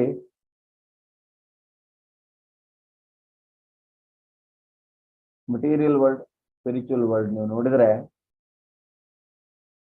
ಹೇಗೆ ಪ್ರಕಾಶಮಾನವಾಗಿರುತ್ತೆ. ಇದು ನಮ್ಮ ಐಹಿಕ ಪ್ರಪಂಚ ಆದ್ರೆ ಇದು ಭಗವಂತನ ಆಧ್ಯಾತ್ಮಿಕ ಪ್ರಪಂಚ. ಹೀಗೆ ನೋಡಿ, ಇಲ್ಲಿ ಕಮಲದ ಹೂವಿನ ತರ ಮಧ್ಯದಲ್ಲಿ ಗೋಲೋಕ ವೃಂದಾವನ, ಇತರ ಲೋಕಗಳು, ವೈಕುಂಠ ಧಾಮಗಳು ಇರುವಂತಹದ್ದು. ನಿಮಗೆ ಗೋಲೋಕ ಚಾರ್ಟ್ ಕಳಿಸ್ತಾರೆ, ಅದರಲ್ಲಿ ನೀವು ಡಿಟೇಲ್ ಅಲ್ಲಿ ನೋಡ್ಬೋದು. ಮಮೈವಾಂಶೋ ಜೀವಲೋಕೆ ಜೀವಭೂತ ಸನಾತನಃ ಮನಸ್ಸಷ್ಟಾನಿಂದ್ರಿಯಾಣಿ ಪ್ರಕೃತಿಸ್ಥಾನಿ ಕರ್ಷತಿ. ಈ ಬದ್ಧ ಜಗತ್ತಿನಲ್ಲಿರುವ ಜೀವಿಗಳು ನನ್ನ ನಿತ್ಯವಾದ ಸಣ್ಣ ಸಣ್ಣ ಭಾಗಗಳು. ಬದ್ಧ ಜೀವನದಿಂದಾಗಿ ಅವರು ಮನಸ್ಸು ಸೇರಿದಂತೆ 6 ಇಂದ್ರಿಯಗಳನ್ನು ಬಹುವಾಗಿ ಕಷ್ಟಪಡುತ್ತಾರೆ. ಇಲ್ಲಿ ಈಗ ನಾವು ಅರ್ಥ ಮಾಡಿಕೊಳ್ಬೋದು, ನಾವೆಲ್ಲ ಯಾರು. ಪ್ರತಿಯೊಂದು ಜೀವಿಗಳ ಬಗ್ಗೆ ಹೇಳ್ತಾನೆ. ಅವರು ನನ್ನ ನಿತ್ಯವಾದ ಅಂದ್ರೆ ಶಾಶ್ವತವಾದಂಥವ್ರು, ಅವರು ನಿತ್ಯವಾದಂಥದ್ದು ಅಂತ ಹೇಳ್ತಾನೆ. ಸೊ ಈ ಆತ್ಮ, ಈ ಜೀವಿ ನಿತ್ಯನಾದವನು. ಈ ಶರೀರ ಮಾತ್ರ ನಿತ್ಯವಾದದ್ದಲ್ಲ, ಆದರೆ ಜೀವಿ ನಿತ್ಯನಾದವನು ಅನ್ನೋದನ್ನ ಇಲ್ಲಿ ಹೇಳ್ತಾನೆ. ನಿತ್ಯ ಅಂದ್ರೆ ಏನು? ಯಾವಾಗಲೂ ಇರುವಂತದ್ದು, ಶಾಶ್ವತವಾದಂತಹದ್ದು, ಯಾವಾಗಲೂ ಇರುವಂತಹದ್ದು. ಅದಕ್ಕೆ ಸಾವು ಹುಟ್ಟು ಅನ್ನೋದು ಇರುವುದಿಲ್ಲ. ಅದರಿಂದ ಭಗವಂತ ಏನ್ ಹೇಳ್ತಾ ಇದ್ದಾನೆ, ನನ್ನ ನಿತ್ಯವಾದ ಸಣ್ಣ ಸಣ್ಣ ಭಾಗಗಳು ಅನ್ನೋದನ್ನ ಹೇಳ್ತಾನೆ. ಬದ್ಧ ಜೀವನದಿಂದಾಗಿ, ಬದ್ಧ ಅಂದ್ರೆ ಐಹಿಕ ಪ್ರಪಂಚಕ್ಕೆ ಅಂಟುಕೊಂಡಿರುವಂತಹದ್ದು ಜೀವನ. ಈ ಬದ್ಧ ಜೀವನಕ್ಕೆ ನಾವು ಐಹಿಕ ಪ್ರಪಂಚಕ್ಕೆ ಬಾಂಡ್, ಹೇಗೆ ನಾವು ಒಂದು ಕಂಪನಿಗೆ ಹೋಗಿ ಕೆಲಸ ಮಾಡುವಾಗ ಆ ಕಂಪನಿಗೆ ನಾವು ಬದ್ಧರಾಗಿರ್ತೇವೆ, ಆ ರೂಲ್ಸ್ ಅಂಡ್ ರೆಗ್ಯುಲೇಷನ್ಗೆ. ಅದೇ ರೀತಿ ನಾವು ಈ ಐಹಿಕ ಪ್ರಪಂಚಕ್ಕೆ ಬಂದ್ಮೇಲೆ ಈ ಐಹಿಕ ಪ್ರಪಂಚದ ರೂಲ್ಸ್ ಅಂಡ್ ರೆಗ್ಯುಲೇಷನ್ಗೆ ನಾವು ಬದ್ಧರಾಗಿರ್ಬೇಕಾಗತ್ತೆ. ಅದೇ ಅವನು ಹೇಳ್ತಾನೆ ಇಲ್ಲಿ, ಆ ಬದ್ಧ ಜೀವನದಿಂದಾಗಿ ಅವರ ಮನಸ್ಸು ಸೇರಿದಂತೆ 6 ಇಂದ್ರಿಯಗಳೊಡನೆ ಬಹುವಾಗಿ ಕಷ್ಟಪಡುತ್ತಾರೆ. ಈ 6 ಇಂದ್ರಿಯಗಳು ಯಾವುವು ಅಂತ ನೋಡಿದರೆ, 6 ಇಂದ್ರಿಯಗಳು ಯಾವುವು ಯಾರಾದ್ರೂ ಹೇಳ್ತೀರಾ? ನಾಲಿಗೆ, ಕಣ್ಣು, ಮೂಗು, ಬಾಯಿ, ಮನಸ್ಸು. ಮನಸ್ಸು, ಅಂತರೇಂದ್ರಿಯ ಮನಸ್ಸು, ಕರೆಕ್ಟ್. ಈಗ ನೋಡಿ ಏನಾಗತ್ತೆ, ನಾವು ಸತ್ ಮೇಲೆ ಅದನ್ನು ಸಹಿತ ಹೇಳ್ತಾನೆ ನೆಕ್ಸ್ಟ್ ಈ ಶ್ಲೋಕದಲ್ಲಿ. ಶರೀರಂ ಯದವಾಪ್ನೋತಿ ಯಚ್ಚಾಪ್ಯುತ್ಕ್ರಾಮತಿ ಯಚ್ಚಾಪುತ್ಕ್ರಾಮತೀಶ್ವರಃ ಗೃಹೀತ್ವೈತಾನಿ ಸಂಯಾತಿ ವಾಯುರ್ಗಂಧಾನಿ ವಾಶಯಾತ್. ಗಾಳಿಯು ಗಂಧಗಳನ್ನು ಒಯ್ಯುವಂತೆ ಐಹಿಕ ಜಗತ್ತಿನಲ್ಲಿ ಜೀವಿಯು ತನ್ನ ಜೀವನದ ವಿವಿಧ ಕಲ್ಪನೆಗಳನ್ನು ಒಂದು ದೇಹದಿಂದ ಮತ್ತೊಂದು ದೇಹಕ್ಕೆ ಒಯ್ಯುತ್ತಾನೆ. ಹೀಗೆ ಅವನು ಒಂದು ಬಗೆಯ ದೇಹವನ್ನು ಪಡೆಯುತ್ತಾನೆ, ಮತ್ತೊಂದು ದೇಹವನ್ನು ಪಡೆಯಲು ಮೊದಲಿನ ದೇಹವನ್ನು ಬಿಡುತ್ತಾನೆ. ವಾಯುರ್ಗಂಧಾನಿ ವಾಶೆಯಲ್ಲಿ ಗಾಳಿ ಅನ್ನುವಂತಹದ್ದು ಗಂಧವನ್ನ ಕೊಂಡೊಯ್ಯುತ್ತೆ. ಆ ಗಂಧ ಸುಗಂಧನೋ ಅಥವಾ ದುರ್ಗಂಧನೋ, ಯಾರು ಹೇಳ್ತೀರಾ? ತುಂಬಾ ಮುಖ್ಯವಾದಂತಹ ಶ್ಲೋಕ. ಯಾಕೆಂದ್ರೆ ಇದು ಯಾವುದು ಆಗಿರ್ಬೋದು. ಹೇಗೆ, ಯಾವಾಗ ಯಾವ್ದಿರತ್ತೆ ಆಗಿದ್ರೆ, ಈಗ ಒಂದು ಹೂದೋಟದಲ್ಲಿ ಬೀಸುವಂತಹ ಗಾಳಿ ಆ ಹೂವಿನ ಪರಿಮಳವನ್ನ ಕೊಂಡೊಯ್ಯುತ್ತೆ. ಆದರೆ ಒಂದು ಚರಂಡಿಯ ಪಕ್ಕದಲ್ಲಿ ಬೀಸುವ ಗಾಳಿ ಯಾವ ಪರಿಮಳವನ್ನ ಕೊಂಡೊಯ್ಯುತ್ತೆ? ದುರ್ಗಂಧವನ್ನ ಕೊಂಡೊಯ್ಯುತ್ತೆ. ಸೊ ಇಲ್ಲಿ ಹೇಗೆ ಈ ಗಾಳಿ ಗಂಧವನ್ನ ಕೊಂಡೊಯ್ಯುತ್ತೋ, ಅದು ದುರ್ಗಂಧವೋ ಸುಗಂಧವೋ ಅಂತ ಹೇಳಿಲ್ಲ ಭಗವಂತ. ನೋಡಿ ಏನ್ ಹೇಳ್ತಾನೆ ಅವನು, ಗಾಳಿ ಗಂಧವನ್ನ ಕೊಂಡೊಯ್ಯುತ್ತೆ. ಯಾಕೆಂದ್ರೆ ಜೀವಿ ಅದೇ ರೀತಿಯಾಗಿ ಜೀವಿ ತನ್ನ ಜೀವನದ ವಿವಿಧ ಕಲ್ಪನೆಗಳನ್ನ ಒಂದು ದೇಹದಿಂದ ಮತ್ತೊಂದು ದೇಹಕ್ಕೆ ಒಯ್ಯುತ್ತಾನೆ. ಈಗ ನಾವು ಸತ್ಬಿಟ್ರೆ ಕೆಲವರು ಹೇಳ್ತಾರೆ, ನಾನು ಸತ್ಬಿಟ್ಟು ಹೋಯ್ತು ಮುಗಿದೋಯ್ತು ಅಂತ, ನನ್ಗೇನು ಇಲ್ಲ ಅಂತ. ಏನೂ ಇಲ್ಲ, ಉಲ್ಟಾ ಇನ್ನು ಸ್ಟಾರ್ಟ್ ಆಗತ್ತೆ ಹೊಸ ಜೀವನ. ಅಲ್ಲಿ ಮತ್ತೆ ಅನುಭವಿಸ್ಬೇಕಾಗತ್ತೆ. ಇಲ್ಲಿಂದ ಏನಿದೆ ಅದು ಕಂಟಿನ್ಯೂ ಆಗತ್ತೆ. ಅದನ್ನೇ ಹೇಳ್ತಾ ಇದ್ದಾನೆ ಅವನು. ಹೀಗೆ ಗಾಳಿ ತಗೊಂಡು ಹೋಗುತ್ತೆ, ಅದೇ ರೀತಿಯಾಗಿ ಈ ಜೀವನದ ವಿವಿಧ ಕಲ್ಪನೆಗಳು ಒಂದು ದೇಹದಿಂದ ಇನ್ನೊಂದು ದೇಹಕ್ಕೆ ಹೋಗ್ತವೆ. ಅದರಿಂದ ನಾವು ಈ ಜೀವನದಲ್ಲಿ ನಾವು ಸೀವೇಜ್ ಅಲ್ಲಿ ಸ್ವಿಮ್ಮಿಂಗ್ ಮಾಡ್ಕೊಂಡ್ರೆ ದುರ್ಗಂಧವನ್ನ ಕೊಂಡೊಯ್ಯಬೇಕಾಗತ್ತೆ. ನಾವು ಭಗವಂತನ ಭಕ್ತಿಯನ್ನ ಮಾಡಿಕೊಂಡು ಶರಣಾಗತರಾದ್ರೆ ನಾವು ಸುಗಂಧವನ್ನ ಕೊಂಡೊಯ್ಯಲಿಕ್ಕೆ ಆಗುತ್ತೆ. ಭಗವತ್ ಸಾಕ್ಷಾತ್ಕಾರ ಆಗಿಲ್ಲ ಅಂದ್ರೆ ಖಂಡಿತವಾಗಿ ಮತ್ತೆ ಅವನು ಇನ್ನೂ ಹೆಚ್ಚಿನ ಭಕ್ತಿ ಮಾಡುವಂತ ಅವಕಾಶವನ್ನ ಮುಂದಿನ ಶರೀರ ಧಾರಣೆಯ ನಂತರ ನಮ್ಗೆ ಕೊಡ್ತಾನೆ. ಅಂದ್ರೆ ಮನುಷ್ಯ ಜನ್ಮ ಅಂತ ಗ್ಯಾರಂಟಿ ಇರುತ್ತೆ ನನಗೆ. ಪ್ರಾಣಿ ವರ್ಗಕ್ಕೂ ಅಲ್ಲೋ ಇಲ್ಲೋ ಹುಟ್ಟುವುದಿಲ್ಲ. ಯಾವ್ದಾದ್ರು ಒಂದು ಕ್ರಿಮಿ ಕೀಟನೋ ಏನೋ ಹಾಕೊಂಡಿರ್ತೀವಿ ನಾವು ಕರ್ಮಫಲಗಳ ಮೇಲೆ, ಆ ಥರದ್ದು ಆಗೋದಿಲ್ಲ. ಅದರಿಂದ ನಾವು ಈ ಜನ್ಮದಲ್ಲಿ ಮಾಡುವಂತಹ ಕೆಲಸ ಅಥವಾ ನಾವು ಯಾವ ರೀತಿಯಾಗಿ ಅಂದ್ರೆ ಇದು ಮಾಡ್ತೀವಿ ಅದು ಡಿಪೆಂಡ್ ಆಗಿರುತ್ತೆ ಮುಂದಿನ ಜನ್ಮದಲ್ಲಿ ನಾವು ಏನನ್ನ ಪಡಿತೀವಿ ಅನ್ನುವಂಥದ್ದು. ಇವಾಗ ಈ ಜನ್ಮದಲ್ಲಿ ನಾವು ಏನನ್ನ ಅನುಭವಿಸ್ತಾ ಇದ್ದೇವೋ ಅದು ಸಹಿತ ನಾವು ಗಂಧವನ್ನ ತಗೊಂಡು ಬಂದಿದ್ವಿ ಹಿಂದಿನ ಜನ್ಮದಿಂದ ಇಲ್ಲಿಗೆ ಅನ್ನುವಂಥದ್ದು. ಆದ್ರಿಂದ ಏನಾಗತ್ತೆ, ಆ ಒಂದು ಗಂಧ ತಗೊಂಡು ಬಂದ ಮೇಲೆ ನಮ್ಗೆ ಯಾವ ಶರೀರ ಸಿಗಬೇಕು ಅನ್ನೋದನ್ನ ಅವನು ಡಿಸೈಡ್ ಮಾಡಿ ಆ ಒಂದು ಶರೀರ ಸಿಗತ್ತೆ. ಆ ಶರೀರದಲ್ಲಿ ಅಷ್ಟೇ ಅಲ್ಲ, ಆ ಶರೀರ ಸಿಗ್ಬೇಕಂದ್ರೆ ಈ ಶರೀರ ಬಿಡ್ಬೇಕಾಗತ್ತೆ ಅಲ್ವಾ. ಶರೀರ ಸಿಗತ್ತೆ, ಆಮೇಲೆ ಏನಾಗತ್ತೆ ನೋಡೋಣ. ಶ್ರೋತ್ರಂ ಚಕ್ಷು ಸ್ಪರ್ಶನಂಚ ರಸನಂ ಗ್ರಹಣಮೇವ ಚ ಅಧಿಷ್ಠಾಯ ಮನಶ್ಚಾಯಂ ವಿಷಯಾನುಪಸೇವತೆ. ಜೀವಿ ಹೀಗೆ ಇನ್ನೊಂದು ಜಡ ದೇಹವನ್ನ ಪಡಿತಾನೆ. ಒಂದು ನಿರ್ದಿಷ್ಟ ಬಗೆಯ ಕಿವಿ, ಕಣ್ಣು, ನಾಲಿಗೆ, ಮೂಗು ಮತ್ತು ಸ್ಪರ್ಶೇಂದ್ರಿಯಗಳನ್ನ ಪಡಿತಾನೆ. ಇವನ್ನು ಮನಸ್ಸಿನ ಸುತ್ತ ಜೋಡಿಸಿದೆ ಈ ಇಂದ್ರಿಯಗಳು. ಹೀಗೆ ಅವನು ಇಂದ್ರಿಯ ವಸ್ತುಗಳ ಒಂದು ವಿಶಿಷ್ಟ ಖಂಡವನ್ನ ಅನುಭವಿಸುತ್ತಾನೆ. ಈಗ ಅವನಿಗೆ ಬರತ್ತೆ, ಇದು ಬೇಕು. ಶರೀರ, ಇನ್ನೊಂದು ಶರೀರ ಧಾರಣೆ ಆದ್ಮೇಲೆ ಈ ಇಂದ್ರಿಯಗಳು, ಮನಸ್ಸು, ಈ ಇಂದ್ರಿಯ, ಹೀಗೆ 6 ಇಂದ್ರಿಯಗಳು, ಮನಸ್ಸಿನ ಸುತ್ತ ಈ 5 ಇಂದ್ರಿಯಗಳು ಇರುತ್ತವೆ. ಅದರಿಂದ ಮನಸ್ಸು ಆ ಇಂದ್ರಿಯಗಳನ್ನ ನಿಗ್ರಹಿಸಬೇಕಾಗುತ್ತೆ. ಮನಸ್ಸನ್ನ ನಿಗ್ರಹಿಸಿದ ಮೇಲೆ ನಾವು ಇಂದ್ರಿಯಗಳನ್ನ ನಿಗ್ರಹಿಸಬಹುದು. ಇಂದ್ರಿಯ ವಸ್ತುಗಳ ಒಂದು ವಿಷಯ ಈ ರೀತಿಯಾಗಿ ಇನ್ನೊಂದು ಶರೀರ ಸಿಕ್ಕಿದ್ರು ಅವನಿಗೆ ಇಂದ್ರಿಯ ವಸ್ತುಗಳು ಸಿಗಬೇಕು. ಅಂತಹ ಒಂದು ಇಂದ್ರಿಯ ವಸ್ತುಗಳ ತಂಡವನ್ನ ಅವನು ಅನುಭವಿಸ್ತಾನೆ. ಉದಾಹರಣೆಗೆ ಒಂದು ಚಿಕ್ಕ ಆನೆಯ ಶರೀರವನ್ನ ಪಡೆದಿರುವಂತಹ ಈ ಜೀವಿಯ ಕಥೆ ನೋಡಿ.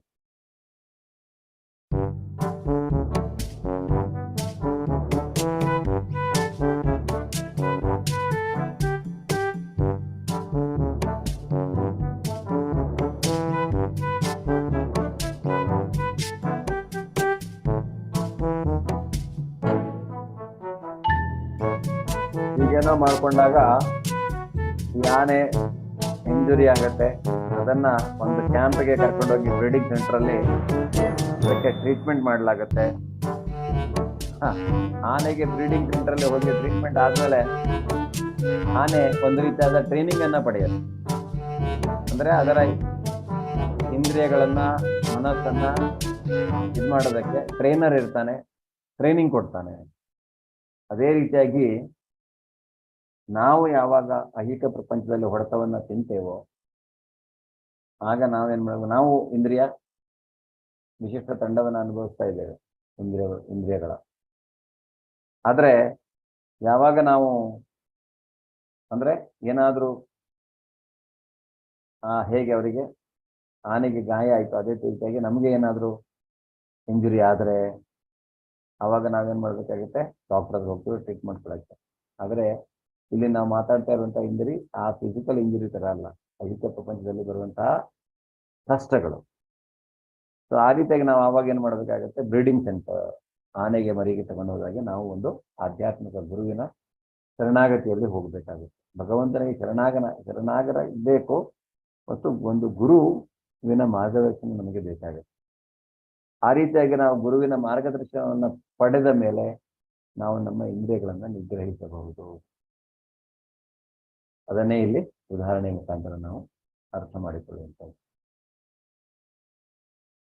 ಶ್ರೋತ್ರಂ ಚಕ್ಷುಃ ಸ್ಪರ್ಶನಂಚ ರಸನಂ ಘ್ರಾಣಮೇವ ಚ ಅಧಿಷ್ಠಾಯ ಮನಶ್ಚಾಯಂ ವಿಷಯಾನುಪಸೇವತೆ. ಜೀವಿಯು ತನ್ನ ದೇಹವನ್ನು ಹೇಗೆ ಬಿಡಬಲ್ಲ? ಪ್ರಕೃತಿಯ ಗುಣಗಳ ಪ್ರಭಾವದಿಂದ ಅವನು ಯಾವ ಬಗೆಯ ದೇಹವನ್ನು ಅನುಭವಿಸುತ್ತಾನೆ? ಇದೆಲ್ಲವನ್ನು ಮೂಢರು ಅರ್ಥ ಮಾಡಿಕೊಳ್ಳಲಾರದು. ಆದರೆ ಜ್ಞಾನದಲ್ಲಿ ಶಿಕ್ಷಣ ಪಡೆದ ಕಣ್ಣುಗಳಿರುವವನು ಇದನ್ನು ಕಾಣಬಲ್ಲ. ಉದಾಹರಣೆಗೆ ನಿಮ್ಮ ಹತ್ರ ಕಾರಿದೆ ಅಲ್ವಾ? ಈಗ ಕಾರಲ್ಲಿ ಏನಾದ್ರು ತೊಂದರೆ ಇದ್ರೆ ನಿಮ್ಗೆ ಹೋಗಿ ಅದನ್ನ ರಿಪೇರಿ ಮಾಡ್ಕೊಳ್ಳೋದಕ್ಕಾಗತ್ತಾ? ಹರೇ ಕೃಷ್ಣ.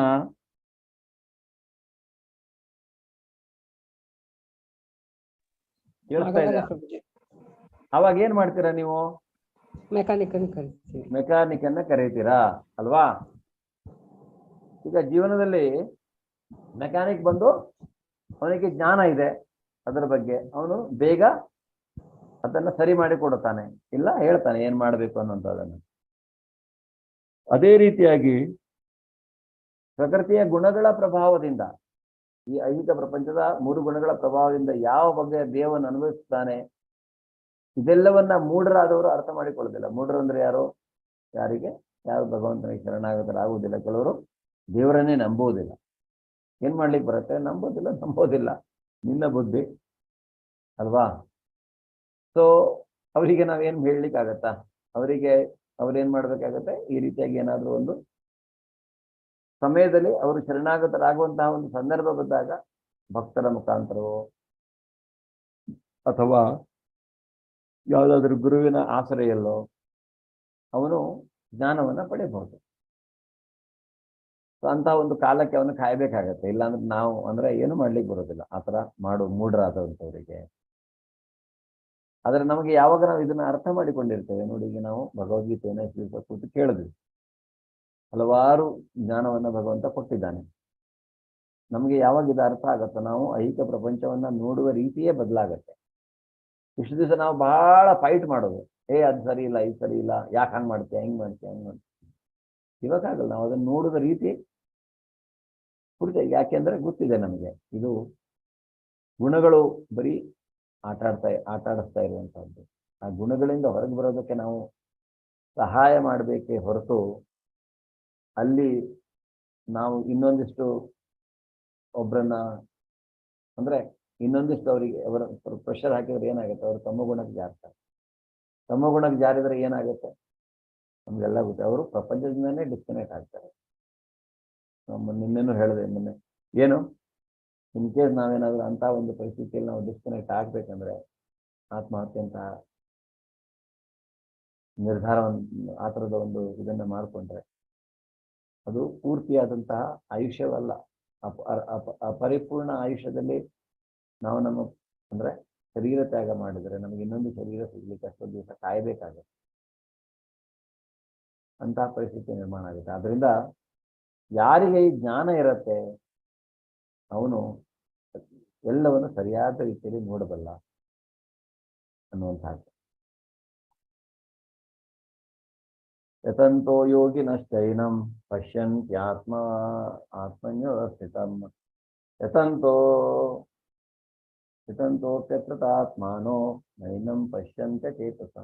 ಆತ್ಮ ಸಾಕ್ಷಾತ್ಕಾರದಲ್ಲಿ ನೆಲೆಯಾಗಿದ್ದು ಪ್ರಯತ್ನ ಮಾಡುತ್ತಿರುವ ಆಧ್ಯಾತ್ಮಿಕವಾದಿಗಳು ಇವೆಲ್ಲವನ್ನು ಸ್ಪಷ್ಟವಾಗಿ ಕಾಣಬಲ್ಲರು.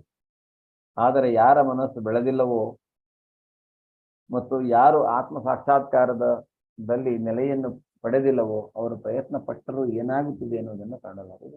ಖಂಡಿತವಾಗಿಯೂ ಸತ್ಯವಾದ 100ಕ್ಕೆ 100 ಸತ್ಯವಾದಂತಹದ್ದು. ಭಗವಂತ ಇಲ್ಲಿ ಏನು ಹೇಳ್ತಾ ಇದ್ದಾನೆ ನೋಡಿ, ಆತ್ಮ ಸಾಕ್ಷಾತ್ಕಾರದಲ್ಲಿ ನೆಲೆಯಾಗಿದ್ದು ಪ್ರಯತ್ನ ಮಾಡುತ್ತಿರುವ ಆಧ್ಯಾತ್ಮಿಕವಾದಿಗಳು ಭಗವಂತ ನೋಡಿ ಶರಣಾಗತರಾಗಿ ಪ್ರಯತ್ನ ಮಾಡ್ತಾ ಇದ್ದಾರೆ. ಯಾಕೆಂದ್ರೆ ಮೋಕ್ಷ ಬೇಕು ಅಥವಾ ಬಿಡುಗಡೆ ಬೇಕು ಐಹಿಕ ಪ್ರಪಂಚದಿಂದ ನಮಗೆ ಅನ್ನುವಂಥದ್ದು ಅವರಿಗೆ ಅರ್ಥವಾಗಿರುತ್ತೆ.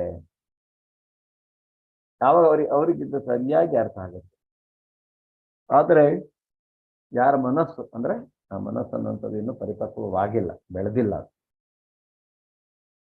ಅಂದ್ರೆ ಅವ್ರಿಗೆ ಆತ್ಮ ಸಾಕ್ಷಾತ್ ಭಗವಂತನ ನಂಬುವುದಿಲ್ಲ ಅಂಥವ್ರು ಎಷ್ಟೇ ಪ್ರಯತ್ನ ಮಾಡಿದರೂ ಅವರಿಗೆ ಇದೆಲ್ಲ ಅರ್ಥ ಆಗೋದಿಲ್ಲ.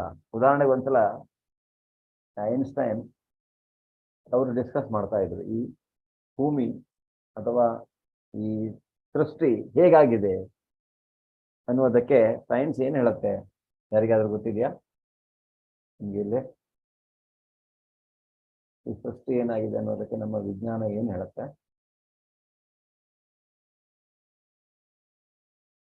ಬಿಗ್ ಬ್ಯಾಂಗ್ ಥಿಯರಿ ಅಂತ ಹೇಳ್ತಾರಲ್ಲ, ಒಂದು ದೊಡ್ಡ ಸ್ಫೋಟ, ಒಂದೆರಡು ಡ್ಯಾಶ್ ಆಗಿ ಒಂದು ದೊಡ್ಡದಾದ ಸ್ಫೋಟವಾಗಿ ಆ ನಂತರ ಇಂತಹ ಒಂದು ಸೃಷ್ಟಿಯಾಗಿದೆ ಅನ್ನುವಂಥದ್ದು.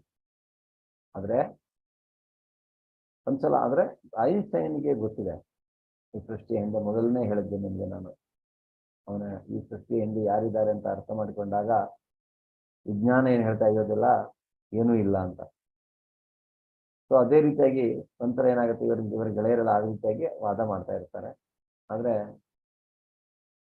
ಅವ್ರಿಗೆ ನಂಬೋದಿಲ್ಲ ಭಗವಂತನಿದ್ದಾನೆ ಹಾಗಾಗಿದೆ ಅಂತ. ಕೆಲವು ಅವನ ಅಂದ್ರೆ ಅಲ್ಲಿ ಒಟ್ಟಿಗೆ ಕೆಲಸ ಮಾಡೋದು, ಅದಕ್ಕೆ ಅವನು ಹೇಳಿದ್ರೆ ಅವರು ನಂಬೋದಿಲ್ಲ, ಯಾರು ಇಲ್ಲ, ಅದೆಲ್ಲ ಸಾಧ್ಯನೇ ಇಲ್ಲ ಅಂದ್ರೆ ಅಂತ. ಹೀಗೆ ಒಳ್ಳೊಳ್ಳೆ ಸೃಷ್ಟಿ ಇದೆ, ಒಳ್ಳೊಳ್ಳೆ ಲ್ಯಾಂಡ್ಸ್ಕೇಪ್ಗಳು, ಪಕ್ಷಿಗಳು, ಇಂತಹ ಒಂದು ಪರಮ ಸೃಷ್ಟಿಯ ಹಿಂದೆ ಯಾರಾದ್ರೂ ಇದ್ದಾರಾ ಅಂದ್ರೆ ಅವರು ಇಲ್ಲ, ಅದೆಲ್ಲ ಹೀಗೆ ಆಗಿರೋದು ಅಂತ ಹೇಳ್ತಾರೆ. ಹಾಗೆ ಅವನು ಏನಾದ್ರೂ ಮಾಡಿ ಅವ್ರಿಗೆ ಬುದ್ಧಿ ಕಲಿಸ್ಬೇಕಂತ ಬಿಟ್ಟು ರಾತ್ರಿ ಅಂದ್ರೆ ಅವ್ರಿಗೆ ಗೊತ್ತಿಲ್ಲದೆ ಇರೋ ತರ ಒಂದು ಸುಂದರವಾದಂತ ಒಂದು ಮಾಡೆಲ್ ಅನ್ನ ಮಾಡ್ತಾನೆ. ರಾತ್ರಿ ಇದ್ದಕ್ಕಿದ್ದಾಗ ಅಂದ್ರೆ ತಂದು ಅವನು ಡೆಸ್ಕ್ ಮೇಲೆ ಇಡ್ತಾನೆ ಆ ಮಾಡೆಲ್. ಮರುದಿನ ಅವನ ಕೆಲಸ ಅಂದ್ರೆ ಅವನ ಸಹಪಾಠಿ ಅಂದ್ರೆ ಇವರು ಒಟ್ಟಿಗೆ ಕೆಲಸ ಮಾಡೋ ಕಲೀಗ್ ಬರ್ತಾರೆ, ಬಂದು ಆ ಮಾಡೆಲ್ ಅನ್ನು ನೋಡಿ ಬಹಳ ಚೆನ್ನಾಗಿದೆ, ಯಾರು ಮಾಡಿದ್ದು?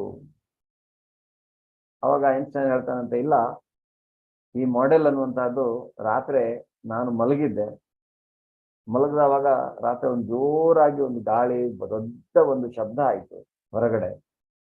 ನಾನು ನೋಡ್ದೆ, ಕಣ್ ತೆರೆದು ನೋಡುವಷ್ಟೊತ್ತಿಗೆ ಈ ಮಾಡೆಲ್ ಈ ಟೇಬಲ್ ಮೇಲೆ ಬಂದು ಕೂತಿದೆ. ಹಾಗೆ ಹೇಳಿದಾಗ ಅವ್ರು ಹೇಳ್ತಾರೆ, ಸಾಧ್ಯನೇ ಇಲ್ಲ, ಅದನ್ನ ನಂಬ್ತಾ ಇಲ್ಲ ಅವರು.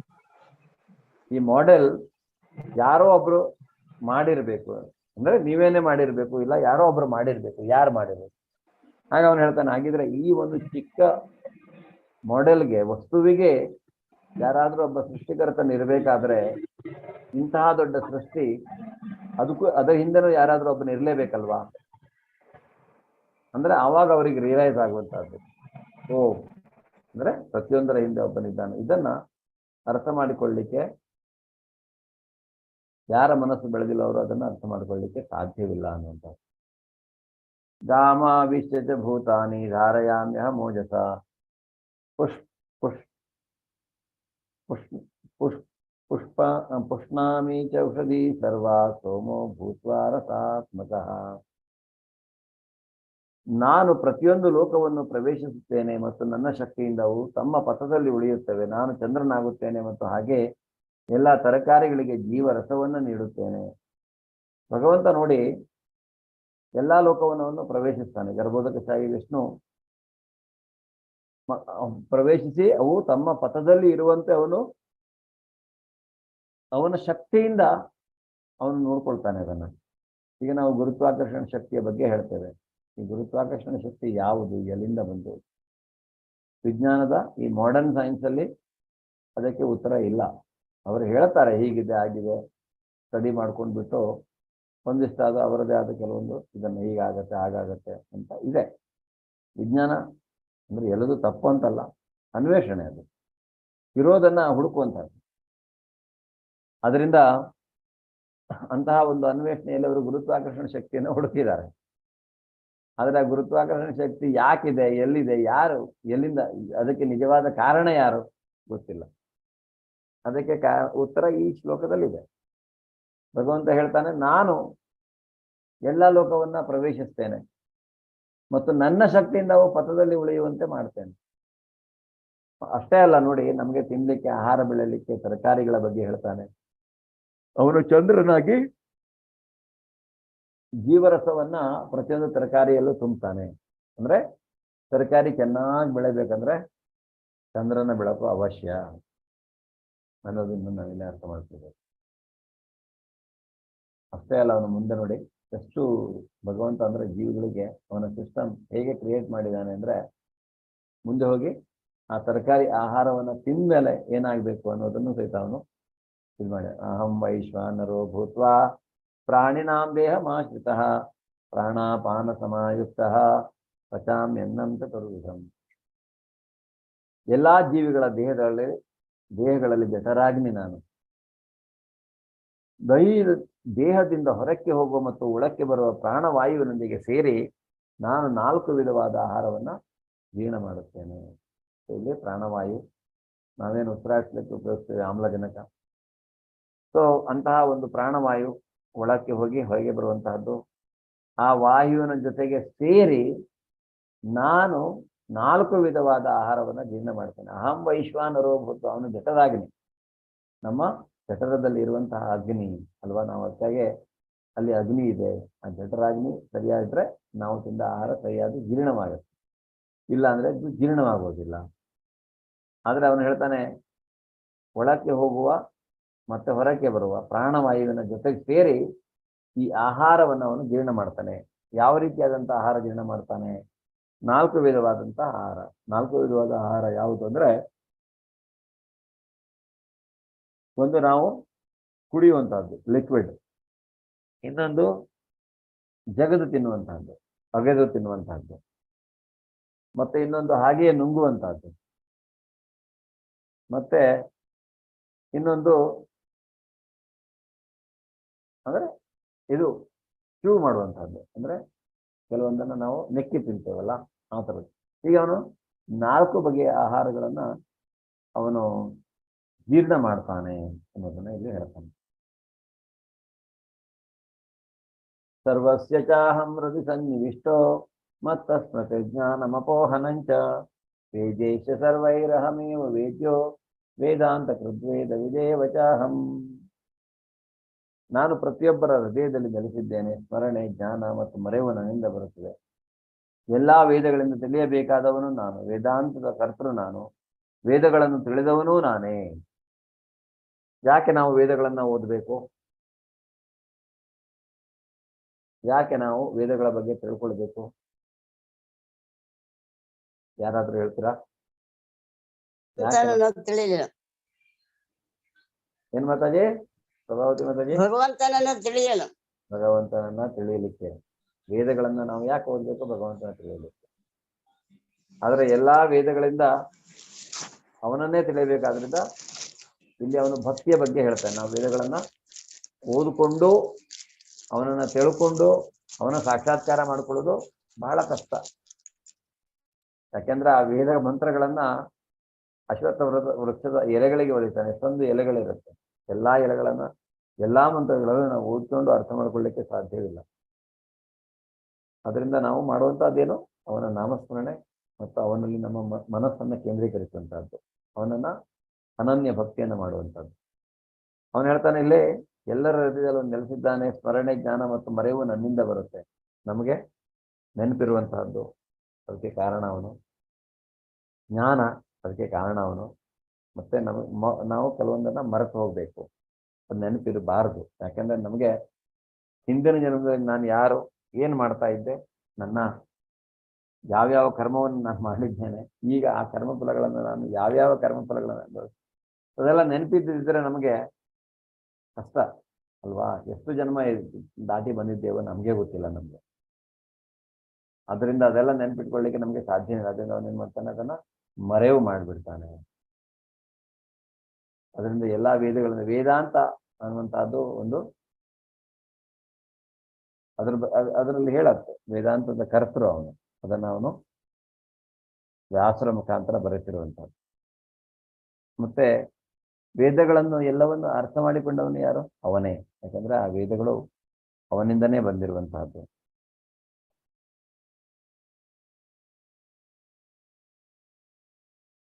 ದ್ವಾಮಿಮೌ ಪುರುಷೌ ಲೋಕೆ ಶರಾಕ್ಷರ ಏವಚ ಕರ್ಮ ಶರಃ ಸರ್ವಾಣಿ ಭೂತಾನಿ ಕೂಟಸ್ಥೋಕ್ಷರ ಉಚ್ಯತೆ. ಉತ್ತಮ ಪುರುಷ, ಸಾರಿ ನನ್ನ ಶ್ಲೋಕ ಇದೆ.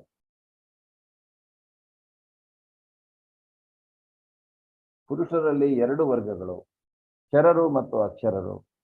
ಐಹಿಕ ಜಗತ್ತಿನಲ್ಲಿ ಎಲ್ಲಾ ಜೀವಿಗಳು ಕ್ಷರ, ಆಧ್ಯಾತ್ಮಿಕ ಜಗತ್ತಿನಲ್ಲಿ ಎಲ್ಲಾ ಜೀವಿಗಳು ಅಕ್ಷರ. ಸೊ ಐಹಿಕ ಅಂದ್ರೆ ಕ್ಷರರು, ಅಕ್ಷರರು. ಕ್ಷರ ಅಂದ್ರೇನು?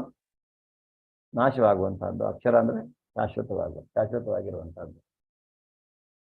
ಆದ್ರಿಂದ ಈ ಐಹಿಕ ಪ್ರಪಂಚದಲ್ಲಿ ಎಲ್ಲರೂ ಕ್ಷರರು, ನಾಶವಾಗಲೇಬೇಕು. ಆಧ್ಯಾತ್ಮಿಕ ಜಗತ್ತಿನಲ್ಲಿ ಎಲ್ಲರೂ ಅಕ್ಷರರು, ಶಾಶ್ವತ. ಅವರು ನಾಶ ಅನ್ನುವಂಥದ್ದು ಇಲ್ಲ.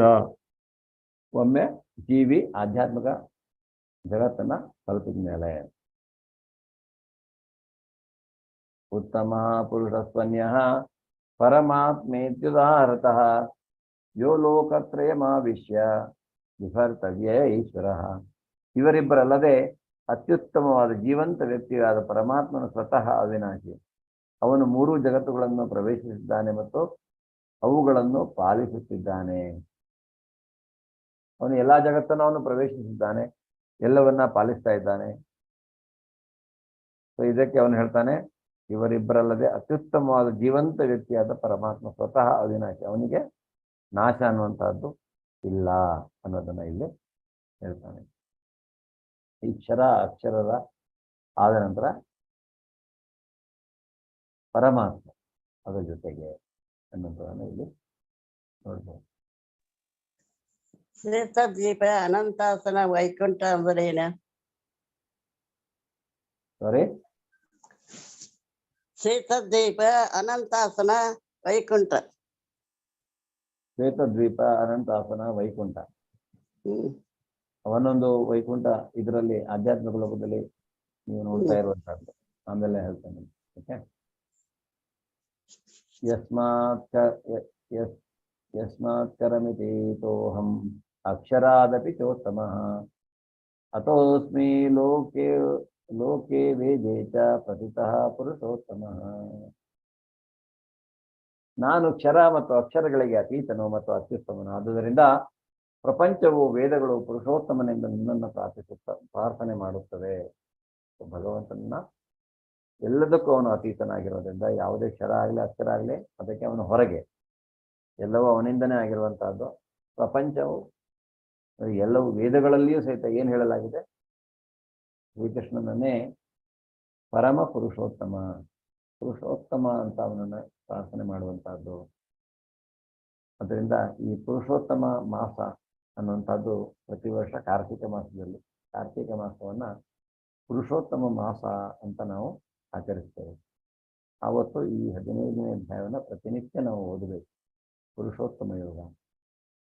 ಅದರಿಂದ ಇದು ಅಂದ್ರೆ ಇಡೀ ವಿಶ್ವ ಅವನನ್ನ ಪುರುಷೋತ್ತಮ ಅಂದ್ರೆ ಪುರುಷರು ಅಂದ್ರೆ ಜೀವಾತ್ಮ ಅಂತದ್ರಲ್ಲಿ ಅವನು ಉತ್ತಮವಾದಂಥವನು, ಪುರುಷರಲ್ಲಿ ಉತ್ತಮನಾದಂಥವನು ಅಂತ ಈ ವೇದಗಳು ಸಹಿತ ಅದನ್ನೇ ಹೇಳುತ್ತೆ ಅನ್ನೋದನ್ನ ಇಲ್ಲಿ ಹೇಳ್ತಾನೆ.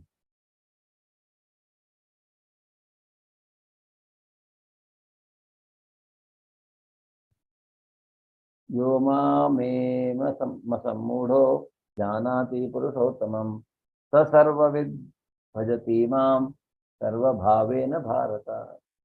ಭರತ ವಂಶಜನಾದ ಅರ್ಜುನನು ಯಾರು ನನ್ನನ್ನು ಸಂದೇಹವಿಲ್ಲದೆ ದೇವೋತ್ತಮ ಪರಮ ಪುರುಷನೆಂದು ತಿಳಿಯುತ್ತಾರೋ ಅವನು ಎಲ್ಲವನ್ನೂ ತಿಳಿದವನು. ಆದ್ದರಿಂದ ಆತನು ಸಂಪೂರ್ಣ ಭಕ್ತಿ ಸೇವೆ ನಿರತನಾಗುತ್ತಾನೆ.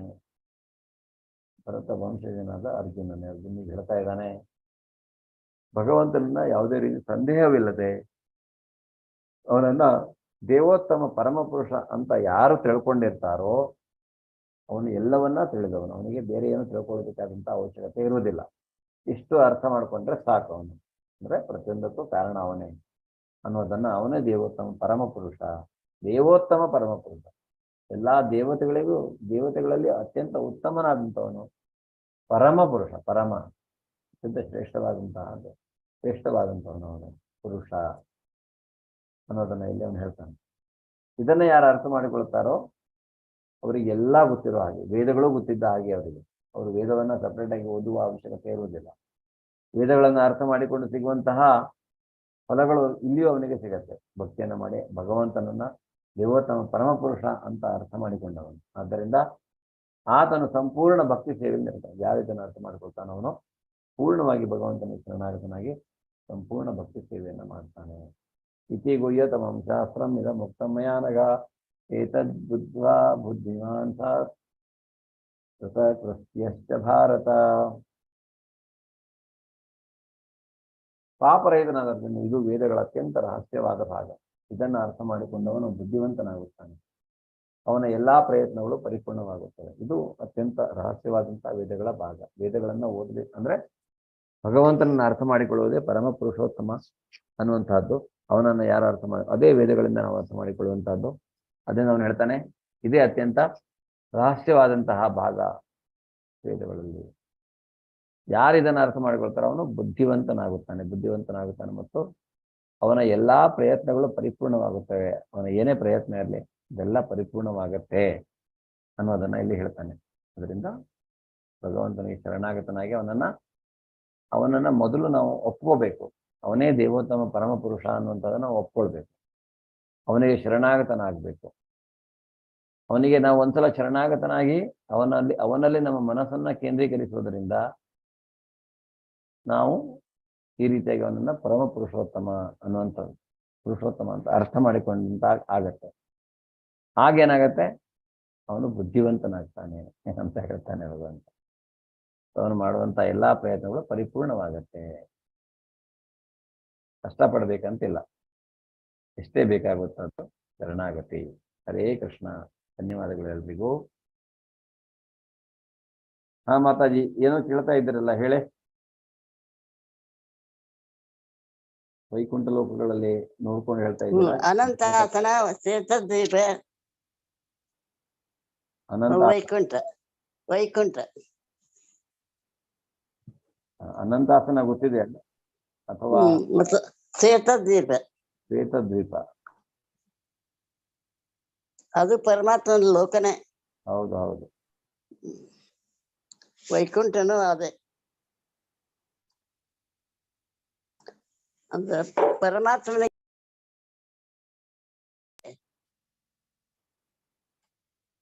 ಅದು ಸೇತದ್ವೀಪ, ಅನಂತಾಸನ, ವೈಕುಂಠ. ಶಿವನಿಗೆ ಒಂದು, ಕೈಲಾಸ ಒಂದೇ. ಹೌದು. ಹರೇ ಕೃಷ್ಣ ಮಾತಾಡಿ, ನೀವೇ ಉತ್ತರ ಹೇಳಿದ್ರಿ. ಧನ್ಯವಾದಗಳು.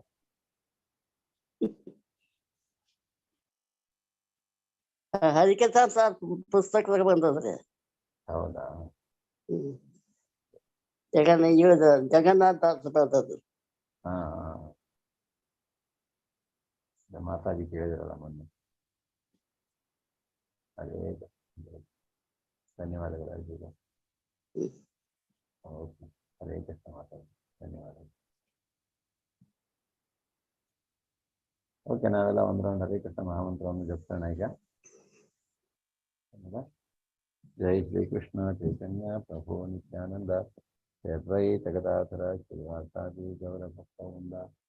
ಹರೇ ಕೃಷ್ಣ ಕೃಷ್ಣ ಕೃಷ್ಣ ಹರೇ ಹರೇ, ಹರೇ ರಾಮ ರಾಮ ರಾಮ ಹರೇ ಹರೇ, ಹರೇ ಕೃಷ್ಣ ಕೃಷ್ಣ ಕೃಷ್ಣ ಹರೇ ಹರೇ, ಹರೇ ರಾಮ ರಾಮ ರಾಮ ಹರೇ ಹರೇ, ಹರೇ ಕೃಷ್ಣ ಕೃಷ್ಣ ಕೃಷ್ಣ ಹರೇ ಹರೇ, ಹರೇ ರಾಮ ರಾಮ ಹರೇ ಹರೇ, ಕೃಷ್ಣ ಕೃಷ್ಣ ಕೃಷ್ಣ ಹರೇ ಹರೇ, ರಾಮ ಹರೇ ಹರೇ, ಹರೇ ರಾಮ ರಾಮ ಹರೇ ಹರೇ, ಹರೇ ರಾಮ ರಾಮ ಹರೇ ಹರೇ, ಕೃಷ್ಣ ಕೃಷ್ಣ ಕೃಷ್ಣ ಹರೇ ಹರೇ, ರಾಮ ರಾಮ ಹರೇ ಹರೇ, ಕೃಷ್ಣ ಕೃಷ್ಣ ಹರೇ ಹರೇ, ಹರೇ ರಾಮ ರಾಮ ಹರೇ ಹರೇ, ಕೃಷ್ಣ ಕೃಷ್ಣ ಹರೇ ಹರೇ, ರಾಮ ರಾಮ ಹರೇ ಹರೇ, ಕೃಷ್ಣ ಹರೇ ರಾಮ ರಾಮ ಹರೇ ಹರೇ, ಕೃಷ್ಣ ಕೃಷ್ಣ ಹರೇ ಹರೇ, ರಾಮ ರಾಮ ಹರೇ ಹರೇ, ಕೃಷ್ಣ ಕೃಷ್ಣ ಹರೇ ಹರೇ, ರಾಮ ರಾಮ ಹರೇ ಹರೇ, ಕೃಷ್ಣ ಕೃಷ್ಣ ಹರೇ ಹರೇ, ರಾಮ ರಾಮ ಹರೇ ಹರೇ, ಕೃಷ್ಣ ಕೃಷ್ಣ ಹರೇ ಹರೇ, ಹರೇ ರಾಮ ರಾಮ ಹರೇ ಹರೇ, ಕೃಷ್ಣ ಕೃಷ್ಣ ಹರೇ ಹರೇ, ರಾಮ ರಾಮ ಹರೇ ಹರೇ, ಕೃಷ್ಣ ಕೃಷ್ಣ ಹರೇ ಹರೇ, ರಾಮ ರಾಮ ಹರೇ ಹರೇ, ಕೃಷ್ಣ ಕೃಷ್ಣ ಹರೇ ಹರೇ, ಹರೇ ಹರೇ, ಕೃಷ್ಣ ಕೃಷ್ಣ ಹರೇ ಹರೇ, ರಾಮ ರಾಮ ಹರೇ ಹರೇ, ಕೃಷ್ಣ ಕೃಷ್ಣ ಹರೇ ಹರೇ, ರಾಮ ರಾಮ ಹರೇ ಹರೇ, ಕೃಷ್ಣ ಕೃಷ್ಣ ಹರೇ ಹರೇ, ರಾಮ ರಾಮ ಹರೇ ಹರೇ, ಕೃಷ್ಣ ಕೃಷ್ಣ ಹರೇ ಹರೇ, ಹರೇ ರಾಮ ರಾಮ ಹರೇ ಹರೇ, ಕೃಷ್ಣ ಕೃಷ್ಣ ಹರೇ ಹರೇ, ಹರೇ ರಾಮ ಹರೇ ಹರೇ, ಕೃಷ್ಣ ಕೃಷ್ಣ ಹರೇ ಹರೇ, ರಾಮ ಹರೇ ಹರೇ, ಕೃಷ್ಣ ಕೃಷ್ಣ ಹರೇ ಹರೇ, ರಾಮ ರಾಮ ಹರೇ ಹರೇ, ಕೃಷ್ಣ ಕೃಷ್ಣ ಹರೇ ಹರೇ, ಹರೇ ರಾಮ ಹರೇ ಹರೇ, ಕೃಷ್ಣ ಕೃಷ್ಣ ಹರೇ ಹರೇ, ರಾಮ ರಾಮ ಹರೇ ಹರೇ, ಕೃಷ್ಣ ಕೃಷ್ಣ ಹರೇ ಹರೇ, ರಾಮ ರಾಮ ಹರೇ ರಾಮ ರಾಮ ಹರೇ ಹರೇ, ಕೃಷ್ಣ ಕೃಷ್ಣ ಹರೇ ಹರೇ, ರಾಮ ರಾಮ ಹರೇ ಹರೇ, ಹರೇ ಕೃಷ್ಣ ಕೃಷ್ಣ ಹರೇ ಹರೇ, ರಾಮ ರಾಮ ಹರೇ ಹರೇ, ಕೃಷ್ಣ ಕೃಷ್ಣ ಹರೇ ಹರೇ,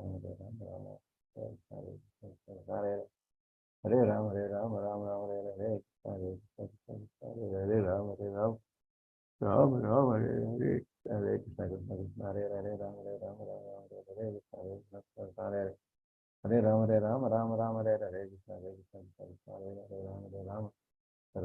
ರಾಮ ಹರೇ ಹರೇ, ಕೃಷ್ಣ ಕೃಷ್ಣ ಹರೇ ಹರೇ, ರಾಮ ರಾಮ ಹರೇ ಹರೇ, ಕೃಷ್ಣ ಕೃಷ್ಣ ಹರೇ ಹರೇ, ರಾಮ ರಾಮ ಹರೇ ಹರೇ, ಕೃಷ್ಣ ಕೃಷ್ಣ ಹರೇ ಹರೇ, ಹರೇ ರಾಮ ರಾಮ ಹರೇ ಹರೇ, ಕೃಷ್ಣ ಕೃಷ್ಣ ಹರೇ ಹರೇ,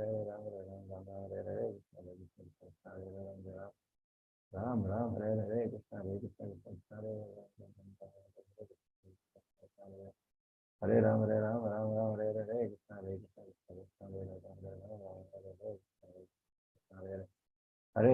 ರಾಮ ರಾಮ ಹರೇ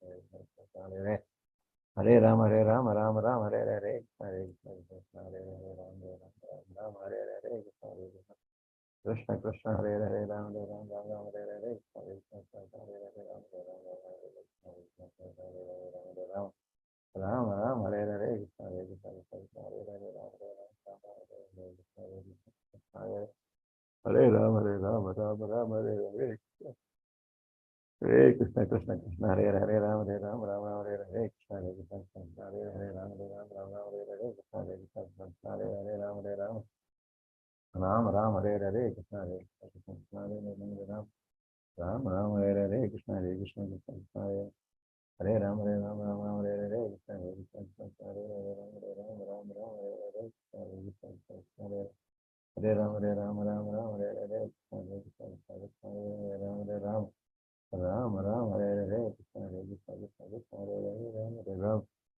राम राम हरे हरे हरे कृष्ण कृष्ण कृष्ण हरे हरे राम राम राम हरे हरे हरे कृष्ण कृष्ण हरे हरे राम राम हरे हरे कृष्ण कृष्ण कृष्ण हरे हरे राम राम हरे हरे कृष्ण कृष्ण हरे हरे राम राम राम हरे हरे कृष्ण हरे राम राम हरे हरे राम हरे राम हरे हरे कृष्ण हरे राम राम हरे हरे हरे राम हरे राम हरे हरे कृष्ण कृष्ण हरे राम राम हरे हरे कृष्ण कृष्ण कृष्ण हरे राम हरे राम हरे हरे कृष्ण कृष्ण हरे हरे राम हरे कृष्ण कृष्ण हरे राम हरे राम हरे हरे कृष्ण कृष्ण कृष्ण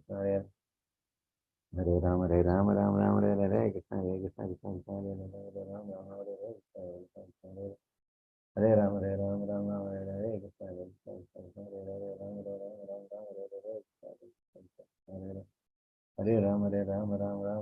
कृष्ण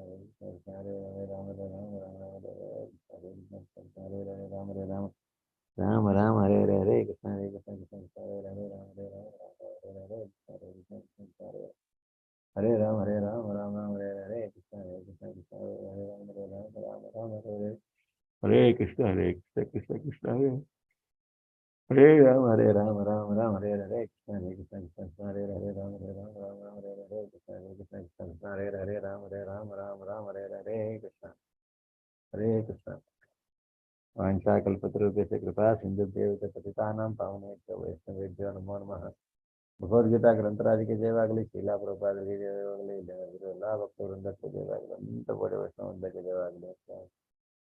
ಹರೇ ಕೃಷ್ಣ. ಧನ್ಯವಾದಗಳು ಎಲ್ರಿಗೂ. ಶುಭರಾತ್ರಿ. ಹರೇ ಕೃಷ್ಣ ಪ್ರಭುಜಿ. ಧನ್ಯವಾದಗಳು ಪ್ರಭುಜಿ. ಧನ್ಯವಾದಗಳು ಹರೇ ಪ್ರಭುಜಿ. ಕೃಷ್ಣ. ಧನ್ಯವಾದಗಳು ಪ್ರಭುಜಿ. ಹರೇ ಕೃಷ್ಣ ಧನ್ಯವಾದಗಳು ಪ್ರಭುಜಿ.